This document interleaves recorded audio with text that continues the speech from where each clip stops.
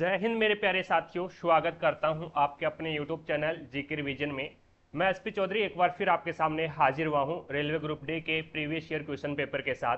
जैसा कि आप सभी को पता है, हमने 64 पेपर है वो कंप्लीट कर लिए हैं। अगर वो पीछे वाली क्लासें आपने नहीं देखी है तो इस क्लास के आई बटन या फिर डिस्क्रिप्शन बॉक्स में उसका लिंक मिल जाएगा, वहाँ से जाकर के आप पीछे वाली क्लासें देख सकते हैं, या फिर आप प्ले लिस्ट में जाओगे तो कंटिन्यू सभी क्लासें आपको देखने को मिलेगी। चलिए शुरू करते हैं आज का सेशन। और आज अपन इस क्लास में 18 सितंबर 2022 को जो दूसरी पारी में पेपर था उस पेपर का इस क्लास में सॉल्यूशन करने वाले हैं। तो एक आपसे छोटी सी रिक्वेस्ट रहेगी, अगर आप चैनल पर नए हैं तो चैनल को सब्सक्राइब करें, पास में लगे बेल आइकन को जरूर दबाएं, ताकि अपन जैसे ही नेक्स्ट वीडियो लेके आएँ तो उसका नोटिफिकेशन सबसे पहले आपके पास पहुंचे और आप तुरंत उसका लाभ उठा सको। ज़्यादा से ज़्यादा वीडियो को लाइक करना और ज़्यादा से ज़्यादा शेयर करना अपने सभी दोस्तों के साथ में, ताकि सभी दोस्तों को क्लास का लाभ मिले, उन्हें भी पता लगे भी रेलवे ग्रुप डी में किस लेवल के क्वेश्चन आते हैं और उसे कैसे सोल्व करते हैं। चलिए पहला क्वेश्चन देखिएगा, आपके सामने है इस प्रकार से, ये लीजिएगा। दी गई अभिक्रिया में लोहा किसे विस्थापित करता है?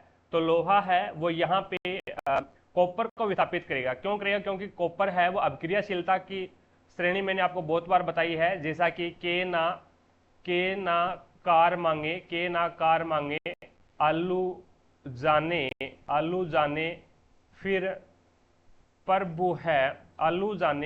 प्रभु है क्यों होगी आगे औरत। तो ये इसकी अभिक्रियाशीलता की श्रेणी होती है भी, ठीक है। सबसे ज्यादा अभिक्रियाशील है वो यहाँ पे पोटेशियम है, और इसमें लोहा ये रहा भी, यहाँ पे लोहा है और यहाँ पे आपका कॉपर यहाँ पे अभी ये रहा कॉपर। तो लोहा है वो कॉपर को विस्थापित करेगा, लोहा कॉपर को विस्थापित करेगा और फेरस सल्फेट बना लेगा, ठीक है। और यहाँ पे कॉपर इसमें आ जाएगा, तो ये विस्थापन अभिक्रिया है और आपका राइट आंसर क्या होगा? 2 नंबर ऑप्शन है वो आपका राइट आंसर हो जाएगा। आगे देखो भी, नेक्स्ट आपके सामने है 2 नंबर क्वेश्चन। अब 2 नंबर क्वेश्चन में बढ़िया क्वेश्चन है। एक बच्चा किसी क्रिसमस ट्री बॉल की परावर्तक सतह को देख रहा है, ठीक है, जिसका व्यास है वो 10 सेंटीमीटर है। उसे दर्पण में उसके चेहरे का वास्तविक आकार के आधे आकार का प्रतिबिंब दिखाई देता है। यानी उसका जो वास्तविक आकार है चेहरे का, उसमें से वास्तविक आकार के आधे आकार का प्रतिबिंब दिखाई देता है। तो बच्चे का चेहरा गोलीय दर्पण से कितनी दूरी पर है, ये आपको यहाँ पे बताना है। तो देखिएगा, एक बॉल इस प्रकार से होगी भी, एक बॉल इस प्रकार से होगी और उसकी परावर्तक सतह को देख रहा है, और जिसका व्यास कितना है? 10 सेंटीमीटर है। जिसका व्यास है वो 10 सेंटीमीटर है। अब इसका व्यास 10 सेंटीमीटर है, तो कहने का मतलब क्या है? इसकी त्रिज्या कितनी हो जाएगी? इसकी वक्रता त्रिज्या कितनी हो जाएगी? तो 5 सेंटीमीटर हो जाएगी। और इसकी फोकस दूरी कितनी हो जाएगी? फिर फोकस दूरी है वो इसकी आधी होगी, यानी 2.5 हो जाएगी। अब इसका वास्तविक आकार का, यानी चेहरे के वास्तविक आकार के आधे आकार का प्रतिबिंब दिखाई देता है। तो इसका मतलब क्या है? यहाँ पे प्रतिबिंब कौन सा हो जाएगा आपका? दर्पण कौन सा हो जाएगा? तो अवतल दर्पण हो जाएगा। अब अवतल दर्पण है तो आधे आकार का प्रतिबिंब दिखाई देने का मतलब क्या है? आवर्धन कितना आ गया आपके पास में? आवर्धन यानी m बराबर कितना दे दिया? आधा, यानी हाफ। आवर्धन कितना आ जाएगा? हाफ आ जाएगा। अब आपको पता है भी आवर्धन का फॉर्मूला क्या होता है? आवर्धन का फॉर्मूला होता है m बराबर में माइनस वी अपॉन में u होता है भी, माइनस वी अपॉन में u होता है। अब आवर्धन आधा दे रखा है, आवर्धन आधा आपने क्यों लिया? क्योंकि यहाँ पे आधे आकार का प्रतिबिंब दिखाई दे रहा है, तभी हमने क्या लिया? पूरे आकार का देता तो हम 1 लेते, और बड़े आकार का यहाँ पे अगर आवर्धन यानी प्रतिबिंब दिखाई देता है तो हम 1 से बड़ा लेते हुए। अब देखो भी, 1/2 बराबर क्या हो जाएगा? माइनस वी अपॉन में u हो जाएगा। अब ये u है वो इधर जाएगा, तो ये आपके पास में क्या बनेगा? ये बनेगा माइनस u अपॉन में 2 और बराबर में आपका बन जाएगा v। तो v बराबर क्या बन जाएगा? v बराबर आपके पास में ये बन जाएगा। चीजें समझ पाए? कोई दिक्कत नहीं है। अब यहाँ पे दर्पण फॉर्मूला लगा दो। दर्पण फॉर्मूला क्या होता है? 1/f बराबर में 1/u प्लस में 1/v होता है भी। अब आपको v ज्ञात करना है, यानी बच्चे का चेहरा गोलीय दर्पण से कितनी दूरी पर है। तो बच्चे का चेहरा मतलब आपको u ज्ञात करना है। u ज्ञात करना तो 1/2.5 यानी f का मान ये है भी, और यहाँ पे ये f का मान माइनस में लेंगे, बराबर में 1/u का 1/u रख दो, आपको ज्ञात करना है, प्लस में v का मान कितना है? तो v का मान है वो माइनस u/2 है, तो ये यहाँ पे आएगा आपका माइनस हो जाएगा भाई, ये क्या आ जाएगा? माइनस, और ये हो जाएगा u, और ये 2 है वो ऊपर चला जाएगा भाई इस प्रकार से, ठीक है। और ये क्या है आपका? माइनस के अंदर है, u है वो आप क्या लोगे? माइनस के अंदर लोगे। अब देखो भी, अब यहाँ पे आपके पास में इसका एलसीएम कितना आ गया, इसका एलसीएम अब आपके पास u आ गया, तो ये बच गया माइनस का 1 और यहाँ पे माइनस का 2 बच गया भाई। अब यहाँ पे पीछे थोड़ा सा अपन एक गलती करके आ गए हैं भी। गलती क्या की है वो देखो, यहाँ पे गलती हमने ये की भी, आवर्धन हमने लिया m बराबर में 1/2।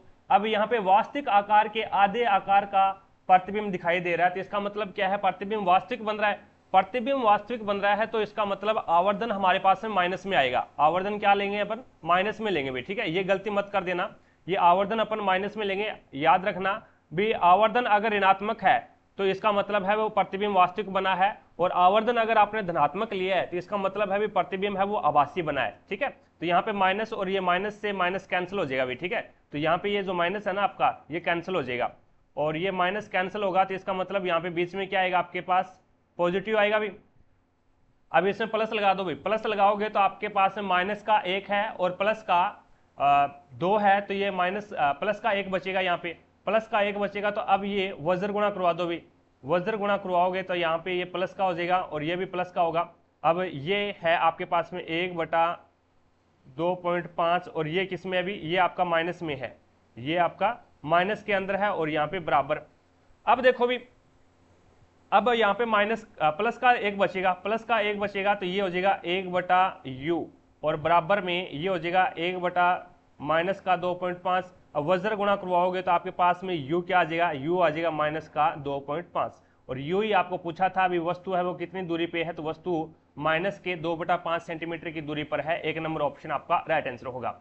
आगे देखो भी, नेक्स्ट आपके सामने है 3 नंबर क्वेश्चन। एक घर में क्रमशः 30 वाट, 60 वाट और 75 वाट की रेटिंग वाले बल्ब ए, बी और सी एक विद्युत स्रोत के साथ समांतर क्रम में संयोजित है। इस स्थिति में निम्न में से कौन सा सत्य होगा, ये आपको बताना है। तो इसमें देखो भी, इसके अंदर है वो यहाँ पे बात करते हैं अपन समांतर क्रम की। तो समांतर क्रम में अगर संयोजन है समांतर क्रम में, तो समांतर क्रम में आपको पता है धारा है वो चेंज होती है भी, आई है वो क्या आती है, चेंज होती है, आई चेंज होती है, और आपका जो V है वो क्या रहता है, सेम रहता है। V है वो आपका सेम रहता है समांतर क्रम के अंदर। अब इसके अंदर अगर आप बात करते हैं भी 220 वोल्ट है, अगर V आपका यहाँ पे समान है, V क्या है, समान है, तो V में कुछ भी मान लेता हूँ, V में 10 मान लेता हूँ, क्योंकि सभी में समान है V। आपको आई धारा ज्ञात कर लेनी है एक प्रकार से। धारा ज्ञात करोगे तो ओम का नियम लगा दो, या फिर ओम का नियम एक बार नहीं, आपके पास में शक्ति दे रखी है भी, शक्ति दे रखी है, तो P बराबर क्या आ जाएगा, P बराबर VI होता है भी। ये फॉर्मूला आपका यहाँ पे सेटिस्फाई हो जाएगा। आपको I याद करना है तो ये हो जाएगा I बराबर क्या हो जाएगा भाई, P अपॉन में V हो जाएगा। V आपने क्या है, प्रत्येक के अंदर है वो 10 वोल्ट मान रखे, क्योंकि V सेम रहता है समांतर क्रम में। तो यहाँ पे देखो भाई 30/10 और 60/10, और यहाँ पे आ जाएगा 75/10। अब इसमें क्या समझे आप क्या समझे भी, इस 30 वाट वाले में 3 एम्पियर धारा है भी, 3 एम्पियर है। इस 60 वाले बल्ब में 6 एम्पियर धारा है, और 75 वाट वाले में 7.5 एम्पियर धारा है। अब मेरे को ये बता दो भी सबसे ज्यादा धारा किस में है, तो 75 वाट वाले में, यानी सी बल्ब के अंदर है वो सबसे ज्यादा धारा है। तो सबसे ज्यादा धारा है तो वो क्या है, सबसे ज्यादा चमकेगा, सबसे ज्यादा चमकेगा। तो बल्ब सी की चमक है वो अधिकतम होगी, बल्ब सी की चमक है वो अधिकतम होगी, क्योंकि इसमें धारा है वो सबसे ज्यादा है। तो यहाँ पे एक प्रकार आप याद रखना भी, समांतर क्रम में जब भी संयोजन हो और उसमें इस प्रकार से पूछा जाता है भी कौन सा बल्ब तेज चमकेगा, कौन सा बल्ब कम चमकेगा, तो यहाँ पे समांतर क्रम के अंदर है वो सबसे बड़ा बल्ब है वो सबसे ज्यादा चमकेगा, ठीक है। अब श्रेणी क्रम की मैं बात कर लेता हूं। श्रेणी क्रम के अंदर क्या होता है, आई सेम रहती है, आई है वो सेम रहती है, और आपकी जो V है वो चेंज हो जाती है, V है वो आपकी चेंज हो जाती है। तो उसके अंदर है वो इसका उल्टा कर दो, आप उसके अंदर इसका उल्टा कर दो। उल्टा करोगे तो आप यहाँ पे क्या बोलोगे, 30 वाट, 30 वाट ये मान लो भी, यही बल्ब है, यही बल्ब है, और इन सभी बल्बों के अंदर है वो 10-10 एम्पियर धारा प्रवाहित हो रही है, ठीक है। यानी 30 वाट का है, 60 वाट का है और 75 वाट का, और सारे के सारे बल्ब है वो आपके किस क्रम में है, श्रेणी क्रम में है, सीरीज के अंदर है। तो 10 एम्पियर की धारा प्रवाहित हो रही है। तो मेरे को ये बताओ भी, जो 30 वाट का जो बल्ब है, 30 वाट के बल्ब को क्या है, विद्युत की आवश्यकता कम होगी अकॉर्डिंग टू 60 और 75 वाट के, तो ये क्या चमकेगा, ज्यादा चमकेगा। और यहाँ पे 75 वाट का जो बल्ब है उसको ज्यादा धारा की आवश्यकता होगी, यानी ज्यादा विद्युत की आवश्यकता होगी। तो ये इसको मिल ही 10 एम्पियर रही है, इससे ज्यादा मिल ही नहीं रही, तो इसका मतलब क्या हो जाएगा, ये जो 75 वाट का बल्ब है वो कम कम चमकेगा। तो श्रेणी क्रम के अंदर है वो आपका सही हो जाएगा, श्रेणी क्रम के अंदर 30 वाट का बल्ब ज्यादा चमकेगा और आपका समांतर क्रम के अंदर 75 वाट का बल्ब ज्यादा चमकेगा। समझ में आ गई बात। आगे देखते हैं। नेक्स्ट देखिए 4 नंबर क्वेश्चन आपके सामने है। अब इसमें 15 और यहाँ पे 2 निशान चेंज करने भी, प्लस और माइनस को परस्पर बदलना है और गुणा और भाग को परस्पर बदलना है। तो यहाँ पे गुणा 27 भाग 3 माइनस 36 और प्लस में 12। अब देखो भाई 3 निम 27 और 15 निम 135 होते हैं। 135 में से 36 जाएगा तो यहाँ पे 135 में से 36 निकालोगे तो 99 बचेगा भाई, और 99 में 12 आप जोड़ दोगे तो ये 111 हो जाएगा भाई। तो यहाँ पे आपका 1 नंबर ऑप्शन राइट हो जाएगा। आगे देखो भी नेक्स्ट आपके सामने है 5 नंबर क्वेश्चन। स्वतंत्रता, समानता और बंधुत्व के प्रावधानों के अंगीकरण हेतु भारतीय संविधान निर्माताओं द्वारा किस देश के संविधान पर विचार किया गया था? तो वो फ्रांस के संविधान से ली गई है। अगर आपसे पूछते हैं भी स्वतंत्रता, समानता, बंधुत्व ये प्रावधान है वो किस देश के संविधान से ली गए हैं? तो ये फ्रांस के संविधान से ली गए हैं। 2 नंबर ऑप्शन आपका राइट आंसर होगा। आगे देखो भी 6 नंबर क्वेश्चन आपके सामने है। इसमें आपको निकटतम मान ज्ञात करना है भी, आप आसानी से ज्ञात कर सकते हैं। जिस यहाँ पे गुणा करना है पहले और उसके बाद माइनस कर देना और उसके बाद जोड़ देना भी आपका राइट आंसर होगा। गुणा बागी करना है, ठीक है। आगे देखो 7 नंबर क्वेश्चन आपके सामने है। यदि उपरोक्त सभी शब्दों के पहले अक्षर को अंग्रेजी वर्णमाला के उसके बाद वाले अक्षर में चेंज कर दिया जाए तो कितने शब्दों में एक से अधिक स्वर होंगे? ये आपको बताना है। ओनली फॉर पहले स्वर के अंदर पहले वाला ही या कोई भी स्वर, पहले वाला ही या कोई भी स्वर में बदल दिया जाए तो यहाँ पे अंग्रेजी वर्णमाला में तो एक से अधिक स्वर कितने में होंगे ये आपको बताना है। तो जी को आपको चेंज करना है, पहले अक्षर चेंज करना है। तो जी को चेंज करोगे तो इसके अंदर तो जी एच आ जाएगा भी, इसके अंदर कोई भी स्वर नहीं होगा। इसके अंदर जी आई, इसके अंदर स्वर हो जाएंगे भी, 2 स्वर हो जाएंगे, 2 स्वर होंगे। और इसके अंदर है वो जे के हो जाएगा तो ये भी एक से अधिक स्वर, एक से अधिक वाले को बताना है। तो एल से एम हो जाएगा भी, तो ये भी नहीं होगा। और पी से क्यू हो जाएगा तो ये भी नहीं होगा। तो एक ही होगा ऐसा एच आई पी, और इसमें एच को चेंज करेंगे तो आई आई पी बन जाएगा ये। तो इसके अंदर है वो 2 स्वर हो जाएंगे, एक से अधिक स्वर हो जाएंगे। तो 2 नंबर ऑप्शन आपका राइट आंसर होगा, एक ही होगा ऐसा। भारत में सिक्के द्वारा जारी किए जाते हैं। तो भारत में सिक्के वो वित्त मंत्रालय जारी करता है भी। भारत में सिक्के है वो वित्त मंत्रालय जारी करता है। और नोट कौन जारी करता है भी? तो आरबीआई नोट जारी करता है और वित्त मंत्रालय है वो आपका सिक्के जारी करता है। 4 नंबर ऑप्शन आपका राइट आंसर होगा। नेक्स्ट देखो भी 9 नंबर क्वेश्चन आपके सामने है। 8 घर है, M N O P Q R और एस एक बड़े परिसर में स्थित है। घर क्यू है वो घर एन से पश्चिम में 20 मीटर की दूरी पर है। तो एन से पश्चिम के अंदर है वो 20 मीटर की दूरी पर ओ है, ये लो। उसके बाद में इसने बोला जो किसके लिए आया है? जो एन के लिए आया है भी, यानी पास वाले के लिए आता है। जो घर एम के दक्षिण में स्थित है और 30 मीटर की दूरी पर है। जो घर एम से दक्षिण में है, तो एम से दक्षिण में यानी एन है वो एम के दक्षिण में है और कितनी दूरी पर है? 30 मीटर की दूरी पर है। उसके बाद में इसने बोला घर क्यू के पश्चिम में है। घर क्यू के पश्चिम में है 40 मीटर की दूरी पर। तो ये लो, घर क्यू के पश्चिम में है 40 मीटर की दूरी पर। घर क्यू के दक्षिण में है। घर पी है वो क्यू के दक्षिण में है 50 मीटर की दूरी पर। तो ये लो, 50 मीटर की दूरी पर आपका यहाँ पे आ जाएगा। घर पी है वो क्यू के दक्षिण में है, तो ये लो पी के दक्षिण में आ जाएगा। सॉरी, घर पी है वो क्यू के दक्षिण में आ जाएगा 50 मीटर की दूरी पर। अब इसने बोला भी घर एस से उत्तर की ओर 15 मीटर की दूरी पर है। घर आर है ना वो एस से उत्तर की ओर है। एक बार इसको होल्ड पे रहने दो। घर टी एस से पूर्व में 20 मीटर की दूरी पर, और घर आर है वो घर पी के पश्चिम में 40 मीटर की दूरी पर है। घर आर है वो घर पी से पश्चिम में 40 मीटर की दूरी पर। तो जस्ट इसके नीचे आ जाएगा भाई, यहाँ पे आपका आर आ जाएगा और ये 40 मीटर की दूरी पर है। उसके बाद में इसने बोला है आप पहले चले जाइए यहाँ पे। घर आर है वो एस से उत्तर की ओर है। घर आर है वो एस से उत्तर की ओर 15 मीटर की दूरी पर है। तो 15 मीटर की दूरी पर है, तो यहाँ पे 15 मीटर की दूरी पर ये रहा भी, यानी 15 मीटर की दूरी पर ये आपका हो जाएगा 15 मीटर। उसके बाद में इसने बोला है घर टी है वो एस से पूर्व में 20 मीटर की दूरी पर है। तो 20 मीटर की दूरी पर यहाँ पे आ जाएगा आपका टी, यहाँ पे टी आ जाएगा भाई। उसके बाद में इसने बोला है बी घर आर के किस दिशा में है? घर आर से किस दिशा में है, तो आर से किस दिशा में है, तो आर ये रहा, यहाँ पे दिशा बनेगी तो ये हो जाएगा ऊपर वाला उत्तर, इधर वाला पूर्व तो उत्तर पूर्व हो जाएगा, तो यहाँ पे आपका 4 नंबर ऑप्शन राइट हो जाएगा। अभी आगे देखो भी नेक्स्ट 10 नंबर क्वेश्चन आपके सामने है, निम्नलिखित में से वर्णक में ऑक्सीजन की उच्च बंधुता होती है, तो ऑक्सीजन का उच्च बंधुता है वो हीमोग्लोबिन में होती है। भी हीमोग्लोबिन कहाँ पे पाया जाता है, आपका आरबीसी में। आरबीसी में हीमोग्लोबिन का रंग कैसा होता है, तो बैंगनी होता है, और आरबीसी में पाया जाता है, और हीमोग्लोबिन की वजह से ही आरबीसी रेड ब्लड सेल्स बोलते हैं इसको, यानी जो लाल रंग है वो हीमोग्लोबिन की वजह से होता है। और हीमोग्लोबिन का एक अणु है, हीमोग्लोबिन का जो एक अणु है वो ऑक्सीजन के 4 अणु को पकड़े रखता है। भी ऑक्सीजन के 4 अणु को पकड़े रखता है, तो यहाँ पे 3 नंबर ऑप्शन आपका राइट आंसर होगा। आगे देखो भी नेक्स्ट आपके सामने पृथ्वी दिवस 22 अप्रैल को मनाया जाता है। पृथ्वी दिवस 22 अप्रैल को, यानी 2 नंबर ऑप्शन आपका राइट आंसर होगा। नेक्स्ट देखिएगा 12 नंबर क्वेश्चन आपके सामने है, इलेक्ट्रिक हीटर के निर्माण के लिए नाइक्रोम का उपयोग क्यों किया जाता है, क्योंकि इसकी प्रतिरोधकता उच्च होती है। इसकी जो प्रतिरोधकता है वो क्या होती है, उच्च होती है, और इसका जो गलनांक है वो उच्च होता है। अब यहाँ पे प्रतिरोधकता है, ये विशिष्ट प्रतिरोध बोलते हैं जिसको, ठीक है।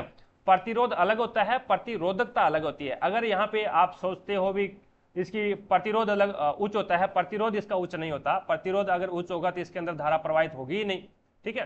तो यहाँ पे प्रतिरोधकता उच्च होती है इसकी, जो नाइक्रोम होता है, नाइक्रोम, इसकी प्रतिरोधकता उच्च होती है और गलनांक क्या होता है, उच्च होता है।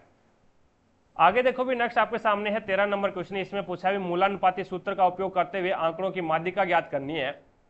जब यह दिया गया है कि बहुलक 37.4 है और माध्य 30.5 है। अब आपको पता है भी ये फॉर्मूला होता है दो माध्य, क्या होता है भी एक्स बार प्लस में जेड बराबर में क्या होता है, जेड है, ये जेड से बहुलक को दर्शाया जाता है 3m। क्या होता है 3m से माध्यिका होती है, एक्स बार से माध्य होता है 2 × 30.5 प्लस में 37.4 बराबर आएगा 3m के। अब यहाँ पे गुणा करोगे तो 0 और 30 2 60 है और 1 हो जाएगा 61, तो यहाँ पे 61 आ जाएगा भाई। ये 61 प्लस में 37.4 तो ये आ जाएगा 4.718 और 9, ये 98.4 बराबर कितना आ गया, 3m आ गया। m बराबर क्या आ जाएगा 3, यहाँ पे भाग में आ जाएगा, तो 3 × 9 3 2 6 और ये आ जाएगा 3 8 24, तो यहाँ पे 32.8 आ जाएगा। तो 4 नंबर ऑप्शन आपका राइट आंसर होगा। नेक्स्ट 14 नंबर क्वेश्चन देखो भी, भारतीय संविधान में शामिल मौलिक अधिकार नामक विशेषता किस देश के संविधान से ली गई है, तो ये देख लो भी यहाँ पे यूएसए अमेरिका से ली गई है भी। यूएसए यानी मौलिक अधिकार, मौलिक अधिकार पूछे तो मौलिक अधिकार है वो यूएसए से लिए गए हैं, अमेरिका से मौलिक अधिकार लिए गए हैं। मौलिक कर्तव्य है वो आपके रूस से लिए गए हैं, सोवियत संघ से बोलते हैं जिसको। तो यहाँ पे आपका 3 नंबर ऑप्शन राइट हो जाएगा भाई, जर्मनी नहीं होगा, जर्मनी से मौलिक अधिकार नामक विशेषता नहीं ली गई है। आगे चलते हैं, नेक्स्ट देखिए। नेक्स्ट 15 नंबर क्वेश्चन आपके सामने है, 6 छात्र एक वर्ताकार मेज के विपरीत केंद्र की ओर मुख करके बैठे हैं, लेकिन इसका इसी क्रम में होना आवश्यक नहीं है। तो यहाँ पे 6 छात्र है, ये लो 6 छात्र, 1 2 3 4 5 और 6। अब यहाँ पे राम श्याम, और राम है वो श्याम और कमल के ठीक बगल में बैठा है, तो राम है वो श्याम और कमल के बीच में बैठा है, ये लो। उसके बाद में कार्तिक है वो कमल के ठीक बगल में बैठा है, तो कार्तिक है वो कमल के ठीक बगल में बैठा है।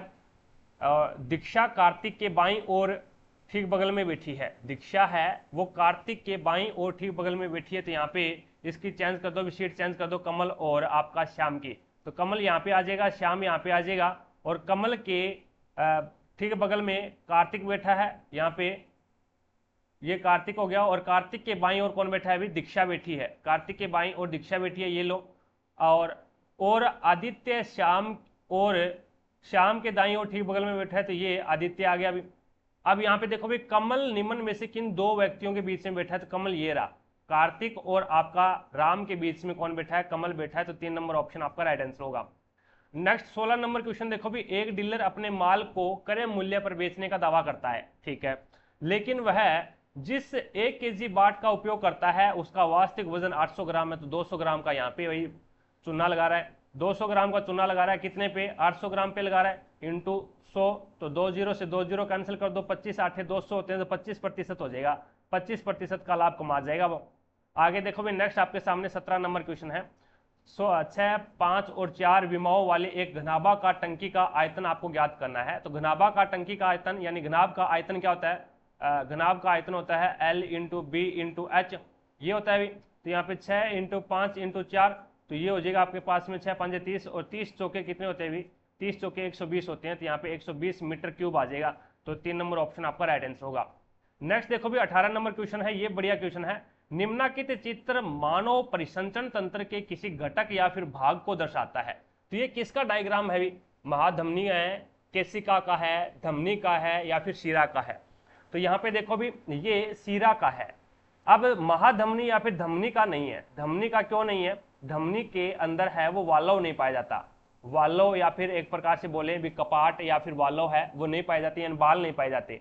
धमनी के अंदर है, धमनी है वो डायरेक्ट किससे जुड़ी होती है? तो ये नील्य से जुड़ी होती है। ये नील्य से जुड़ी होती है, बाएं नील्य से। अब बाएं नील्य के अंदर पहले से ही क्या होता है? बहुत ज्यादा प्रेशर होता है, तो वो खून को वापस नहीं बहने देता। वो खून को, रक्त है आपका, उस रक्त को वापस बहने नहीं देता, क्योंकि इसके अंदर बहुत ज्यादा दाब होता है और दाब होने के कारण ये रक्त को वापस नहीं आने देता। और लेकिन आपका जो शिरा होती है उसके अंदर दाब नहीं होता। शिरा होती है उसके अंदर दाब नहीं होता, तो उसके अंदर क्या पाए जाते हैं? वाल्व पाए जाते हैं। ये वाल्व पाए जाते हैं। तो ये वाल्व क्या करते हैं? रक्त को वापस विपरीत दिशा के अंदर नहीं बहने देता, इसको क्या है? एक ही दिशा के अंदर बहने देता है। तो इसीलिए वाल्व किसके अंदर पाया जाता है? तो वाल्व शिरा के अंदर पाया जाता है। धमनी के अंदर वाल्व है वो नहीं पाए जाते हैं। आगे देखो भी नेक्स्ट आपके सामने है 19 नंबर क्वेश्चन। 5 डिब्बे हैं, ए सी डी ई और एफ, एक के ऊपर एक करके रखे गए हैं, लेकिन इसका क्रम यह नहीं है, आवश्यक नहीं है। डी को ई के ठीक ऊपर रखा गया है। डी है उसको ई के ठीक ऊपर रखा गया है, तो ये लो ई के ठीक ऊपर रख दिया। एफ को ऊपर से तीसरे स्थान पर रखा गया है, तो पहला, दूसरा और तीसरा एफ यहाँ पे आ जाएगा। अभी न तो डी न तो सबसे ऊपर वाला और न ही सबसे नीचे वाला। भी डी है वो न तो सबसे ऊपर वाला है और न ही सबसे नीचे वाला है, कोई दिक्कत नहीं है। ए है वो सी के ठीक नीचे रखा गया है। ए है वो सी के ठीक नीचे रखा गया है। सी के ठीक नीचे रखा गया है। अब मेरे को बताओ भी ए को अपन कहाँ पे रखें?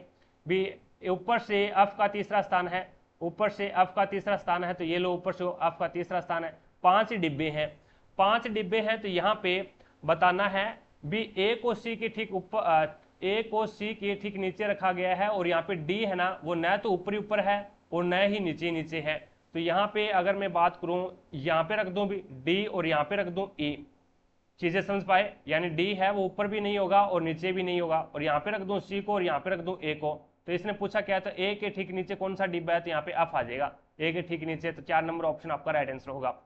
आगे देखो भाई नेक्स्ट 20 नंबर क्वेश्चन आपके सामने है। निम्नलिखित में से कौन सा एक राजनीतिक अधिकार होता है? तो मतदान का अधिकार, ये एक राजनीतिक अधिकार है, यानी 1 नंबर ऑप्शन आपका यहाँ पे राइट आंसर होगा।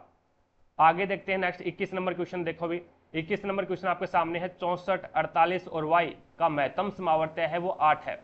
नीचे दिया गया कौन सा विकल्प y का संभावित मान नहीं हो सकता?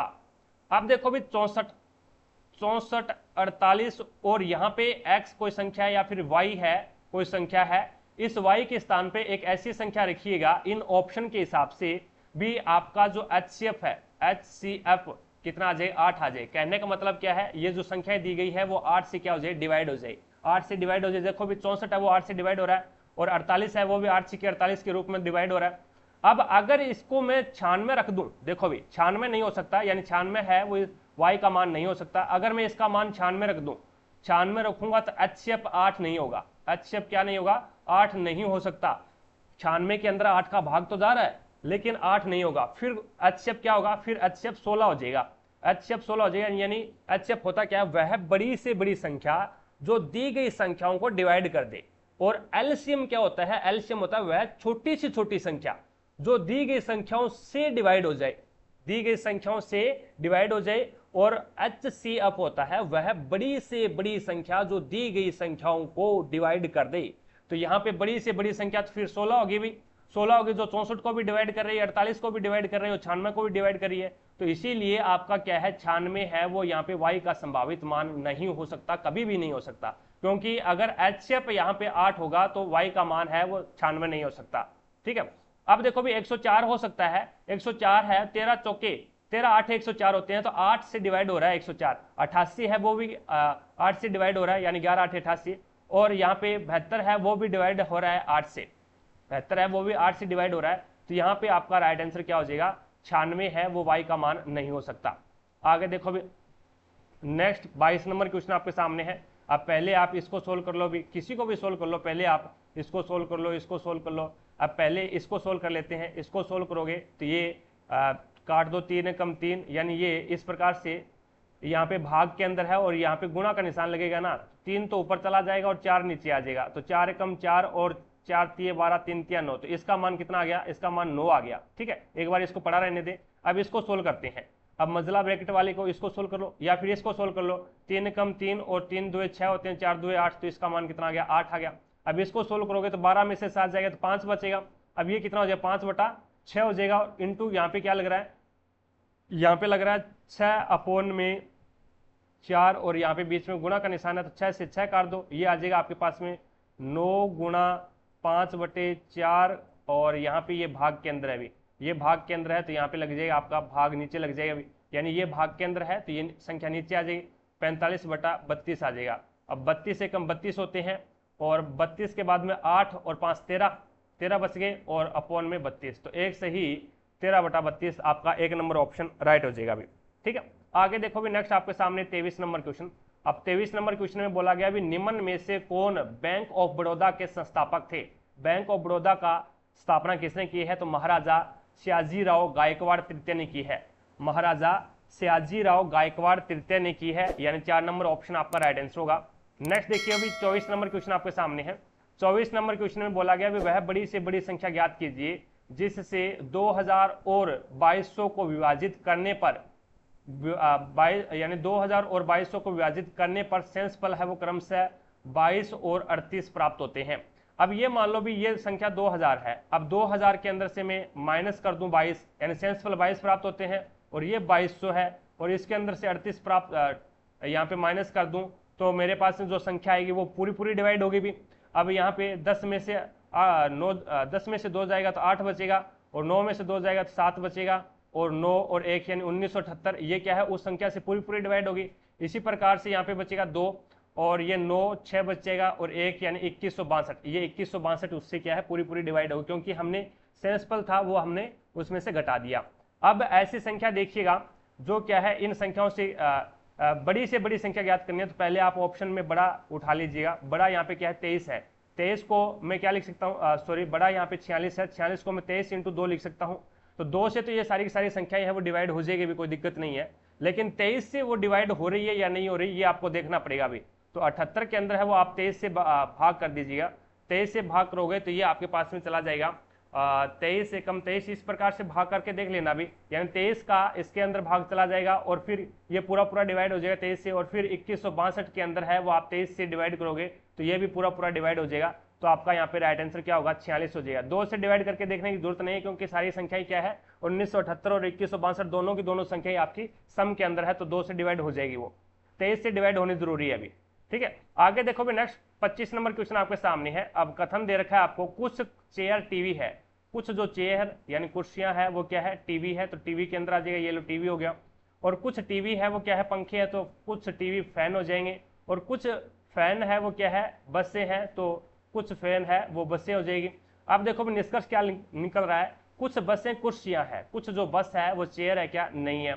अब इसमें देखो भी कोई बस कुर्सी नहीं है, कोई बस है वो कुर्सी नहीं है। अब इसमें या की कंडीशन लगेगी, कैसे भी ये बोल रहा है भी कुछ बसें कुर्सियां हैं, और दूसरी कंडीशन में इसने बोला है भी कोई बस कुर्सी नहीं है। या तो आपकी ये वाली कंडीशन सही है या फिर ये वाली कंडीशन सही है, यानी या तो कुछ बस है वो यानी कुछ जो बसें हैं वो कुर्सियां नहीं है और कुछ बसें कुर्सियां हैं, या फिर इसका ये हो जाएगा भी कुछ कोई भी बसें कुर्सियां नहीं है, या तो कुछ है या फिर कोई नहीं है। तो इसमें या की कंडीशन लगेगी, या तो पहला होगा या फिर सेकंड होगा, तो या तो निष्कर्ष पहला या फिर निष्कर्ष सेकंड, या फिर 3 नंबर ऑप्शन आपका राइट आंसर होगा। आगे देखो भी नेक्स्ट 26 नंबर क्वेश्चन आपके सामने है, ये बढ़िया क्वेश्चन है भी। एक माध्य का एक माध्य का वर्ण विक्षेपण है वो d है और तरंग दैर्ध्य है वो लैम्डा है। तो तरंगदैर्ध्य 3 लैम्डा के लिए एक उस माध्य का वर्ण विक्षेपण आप ज्ञात कीजिए। तो देखो भी यहाँ पे इसका एक रिलेशन होता है वर्ण विक्षेपण का तरंगदैर्ध्य के सामने, तो डी डॉट अपॉन में डी, ये तो हो गया आपका वर्ण विक्षेपण, बराबर क्या होता है लैम्डा, ये होता है लैम्डा अपॉन में 3 लैम्डा, और ये आपका किस में होता है, ये आपका क्यूब के अंदर होता है। ये रिलेशन होता है, यानी पहले का वर्ण विक्षेपण और बाद का वर्ण विक्षेपण बराबर होता है किसके, पहले का तरंगदैर्ध्य अपॉन में बाद का तरंगदैर्ध्य इसकी पावर 3 से, इसकी जो पावर है वो 3 से बराबर होता है, इसका रेशियो इस प्रकार से बराबर होता है। अब आपको D1 का ज्ञात करना है, तो D1 बराबर क्या हो जाएगा, अब यहाँ पे ये क्यूब के अंदर है, तो ये क्यूब के अंदर है, तो ये तो हो जाएगा लैम्डा, लैम्डा अपॉन में 9 लैम्डा। अब लैम्डा से तो लैम्डा कैंसिल हो जाएगा अभी, 9 कैसे आएगा, 27 आएगा अभी, 3 की क्यूब है वो 27 होती है, तो लैम्डा से लैम्डा कैंसिल हो जाएगा, और इसके नीचे क्या है डी है, तो वर्ग गुणा करवा दो अब, तो D1 बराबर क्या हो जाएगा, डी अपॉन में 27 आ जाएगा, डी अपॉन में 27 आ जाएगा। तो यहाँ पे आपका राइट आंसर क्या होगा, 3 नंबर ऑप्शन हो जाएगा, सॉरी 2 नंबर ऑप्शन हो जाएगा। तो ये याद रखना भी वर्ण विक्षेपण और तरंगदैर्ध्य के अंदर है वो एक रिलेशन होता है, भी वर्ण विक्षेपण पहले का और बाद का रेशियो बराबर होता है तरंगदैर्ध्य पहले और बाद का रेशियो के पावर 3 के होता है भी, ठीक है।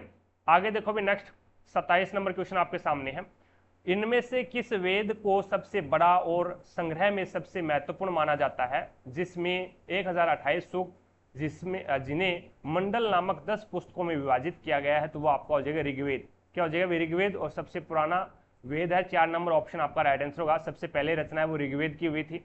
आगे देखो भी नेक्स्ट अगला क्वेश्चन 28 नंबर क्वेश्चन आपके सामने है। अब 28 नंबर क्वेश्चन में 5 वर्ष बाद जेकब की आयु उनके पुत्र की आयु की 4 गुनी थी। 5 वर्ष बाद, 3 वर्ष पहले, ये लो भी 3 वर्ष पहले की आई है, 3 वर्ष पहले जेकब की आयु उसके पुत्र की आयु की 7 गुनी है, तो ये तो 3 वर्ष पहले है।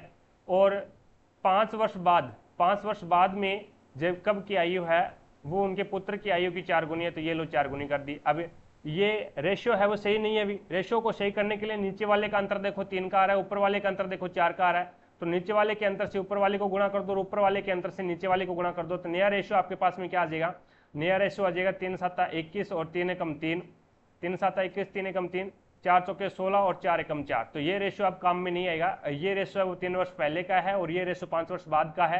तो यहाँ पे देखो भी यहाँ पे रिलेशन कितने का आ रहा है, सही किया क्या हमने, सही नहीं किया, अभी सही करो, अभी सही करोगे तो यहाँ पे 3 से गुणा करोगे, यहाँ पे अंतर कितने का है, यहाँ पे अंतर है वो 3 का है, तो 3 7 21 और 3 एकम 3, 4 से करोगे 4 चौके 16 और 4 एकम 4, यहाँ पे 4 का अंतर कैसे आ रहा है, 4 का थोड़ी नहीं, यहाँ पे अंतर है आपका 6 का अंतर है, 6 चौके 24 होगा अभी ये, तो ये 6 चौके 24 और ये आपका हो जाएगा 6। अब देखो भी अंतर हमारे अनुसार कितने का आ रहा है, सही किया क्या, 6 चौके 24 होते हैं भैया, 6 चौके 24, ठीक है। अब अंतर हमारे अनुसार तो 3 का है, यहाँ पे भी 3 का है और यहाँ पे भी 3 का है, लेकिन ये तो 3 साल पहले का है और ये 5 साल बाद का है, तो ये 3 बराबर कितना आ जाएगा 8, तो 1 का मान कितना आ जाएगा 3/8।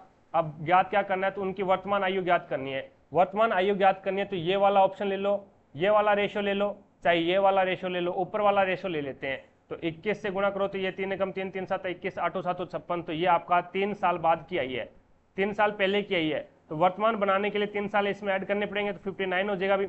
और उसके बाद में उसके पुत्र की आयु कितने है, तो 1 का मान 8/3 है, पुत्र की आयु 3 है, तो 3 से 3 कैंसिल हो जाएगा, तो उनकी पुत्र की आयु है वो 8 आई है। अब इसमें 3 ऐड करना पड़ेगा, 8 और 3 11, तो यहाँ पे आपका राइट आंसर क्या होगा 59 और 11 हो जाएगी, आपका 2 नंबर ऑप्शन राइट हो जाएगा। नेक्स्ट देखो भी 29 नंबर क्वेश्चन आपके सामने है, निम्नलिखित में से कौन सा कथन है वो सही नहीं है, ये आपको बताना है कौन सा कथन है वो सही नहीं है। तो अभिक्रियाशीलता श्रेणी में पोटेशियम सबसे कम अभिक्रियाशील होता है, बिल्कुल गलत बात है, के ना कार मांगे, पोटेशियम तो ऊपर ही ऊपर आ रहा है, के ना कार मांगे, ठीक है, तो पोटेशियम तो ऊपर ही ऊपर आ रहा है, तो पोटेशियम कम अभिक्रियाशील कैसे होगा अभी। अब यहाँ पे देखो भी अभिक्रियाशीलता श्रेणी में सबसे ऊपर स्थित धातु उनके यौगिकों के विद्युत अपघटनी अपचयन द्वारा प्राप्त किया जा सकता है। जो सबसे अधिक अभिक्रियाशील धातु होती है उसको अपन किस विधि से अलग करते हैं, किस विधि से प्राप्त करते हैं, तो वो विद्युत अपघटनी विधि से प्राप्त करते हैं। और यहाँ पे निम्न अभिक्रियाशील और मध्यम अभिक्रियाशील जो धातुएं होती है उसको अपन भर्जन और निस्तापन विधि से अपन क्या करते हैं, उसको प्राप्त करते हैं। और अपक्रियाशीलता श्रेणी एक सूचक है जिसमें धातुओं को उनकी अपक्रियाशीलता के अवरोही क्रम में व्यवस्थित किया गया है। यह भी सही है। अपक्रियाशीलता श्रेणी के मध्य में मौजूद धातुएं अल्प अपक्रियाशील होती है, यह भी बिल्कुल सही है। तो यहाँ पे 4 नंबर ऑप्शन आपका राइट आंसर होगा। नेक्स्ट देखो भी अगला क्वेश्चन आपके सामने है, 30 नंबर क्वेश्चन है। इसमें बोला गया है निम्न में से कौन सा आयनिक यौगिक नहीं है। आयनिक यौगिक का मतलब क्या होता है, जिसमें आयन नहीं होते। CO2 एक गैस है, CO2 कार्बन डाइऑक्साइड है, वो एक गैस है, तो इसमें आयन नहीं पाए जाते। आयन नहीं पाए जाएंगे तो ये क्या है, विद्युत का चालन नहीं करेगी। तो यहाँ पे CaCl2 कैल्शियम क्लोराइड है, इसके अंदर भी आयन पाए जाते हैं, विद्युत का चालन करता है। NaCl है, इसमें भी आयन पाए जाते हैं। और कैल्शियम ऑक्साइड है, ये भी, इसमें भी आयन पाए जाते हैं। तो यहाँ पे आयनिक यौगिक है वो CO2 एक गैस है, इसमें आयनिक यौगिक यानी आयन नहीं पाए जाएंगे। आगे देखो भी 31 नंबर क्वेश्चन आपके सामने है। अब इसमें बोला गया है, यहाँ पे देखिएगा, कंपनी 2004 में कंपनी बी का उत्पाद उसी वर्ष कंपनी ए के उत्पाद से लगभग कितने प्रतिशत के बराबर है। कंपनी ए के उत्पाद के लगभग कितने प्रतिशत के बराबर है। तो यहाँ पे कंपनी ए ये है और 2004 यानी इसमें ए का कितना है 1128 है और यहाँ पे बी का कितना है 78 है। तो कंपनी बी का उत्पाद उसी वर्ष के कंपनी ए के उत्पाद के लगभग कितने प्रतिशत के बराबर है। तो 78 है, वो 128 के कितने प्रतिशत के बराबर है। तो ये देख लो भी। अब यहाँ पे काट दो जो कट रहा है उसको, पहले मैं इसको 4 से काटता हूँ, 4 से कट जाएगा क्या ये, 4 से कट जाएगा। 4 तिये 12 और 4 दुए 8, तो ये हो जाएगा आपका 25 बार कट जाएगा। अब 78 है, वो 2 से काट दो, 2 से काटोगे तो ये आपका हो जाएगा 16 दुए 32 होते हैं भी, 16 दुए 32 होते हैं। और यहाँ से कटेगा तो ये आपका हो जाएगा 2 तिया 6 और 2 निम 18, 39 बार कट गया। अब इसको गुणा कर दो भी, इसको गुणा करोगे तो 25 निम्मा 225 होते हैं। तो यहाँ पे 22 एंसिल लग गई और 25 तिये 75 और 75 और 22 कितने होते हैं भी, तो 7 और ये हो जाएगा 7 और 2 9, 975। 975 में आपको 16 का भाग देना है। 975 में 16 का भाग दोगे, 16 5 80 और 16 6 96 होते हैं भी, 16 6 96 बच गया, 1 15 टूटे भाग के जी पर। और 60 से ही 5/16 है भी, 60 से ही 5/16। तो यहाँ पे आपका राइट आंसर होगा 60 से ही 5/16 यानी 61% के लगभग आ जाएगा भी। कितना आ जाएगा, 61% के लगभग आ जाएगा। तो यहाँ पे 3 नंबर ऑप्शन है वो आपका राइट आंसर हो जाएगा भी। It's okay. आगे चलते हैं, नेक्स्ट देखिएगा।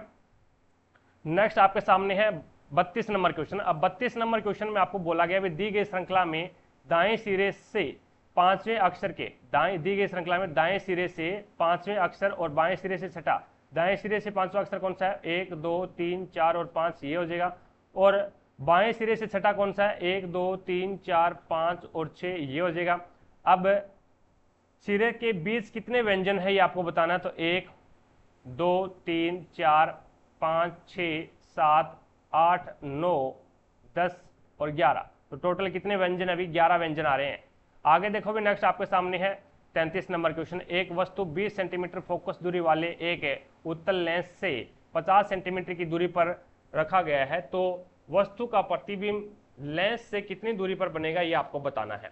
अब देखो भी, अब लेंस फॉर्मूला लगा दो। यहाँ पे लेंस फॉर्मूला लगाओगे तो 1/f बराबर क्या होता है, 1/f बराबर होता है 1/v माइनस में 1/u होता है। अब आपको v ज्ञात करना है, v ज्ञात करना है तो इस u को दूसरी साइड में भेज दो, तो ये फॉर्मूला बनेगा 1/v बराबर क्या हो जाएगा, 1/f प्लस में 1/u हो जाएगा। अब आपके पास में f का मान कितना है, f का मान 20 सेंटीमीटर है भी, तो अपन क्या कर लेंगे, पॉजिटिव के अंदर यानी धनात्मक लेंगे, प्लस में लेंगे भी। 20 है वो प्लस में लेंगे, क्यों लेंगे, क्योंकि अपने पास में लेंस कौन सा है, उत्तल लेंस है, और उत्तल लेंस की फोकस दूरी है वो प्लस के अंदर होती है। उसके बाद में u है वो अपन क्या लेंगे, नेगेटिव लेंगे, तो प्लस माइनस माइनस हो जाएगा। और 1/50 दोनों का जो एल्शियम आ रहा है वो कितना आ रहा है, 100 आ रहा है, दोनों का एल्शियम 100 आ रहा है, दोनों का एल्शियम 100 आ रहा है। तो यहाँ पे हो जाएगा आपका 20 5 100 और माइनस का 50 2 100, तो ये हो जाएगा 1/v बराबर कितना हो जाएगा, 3/100।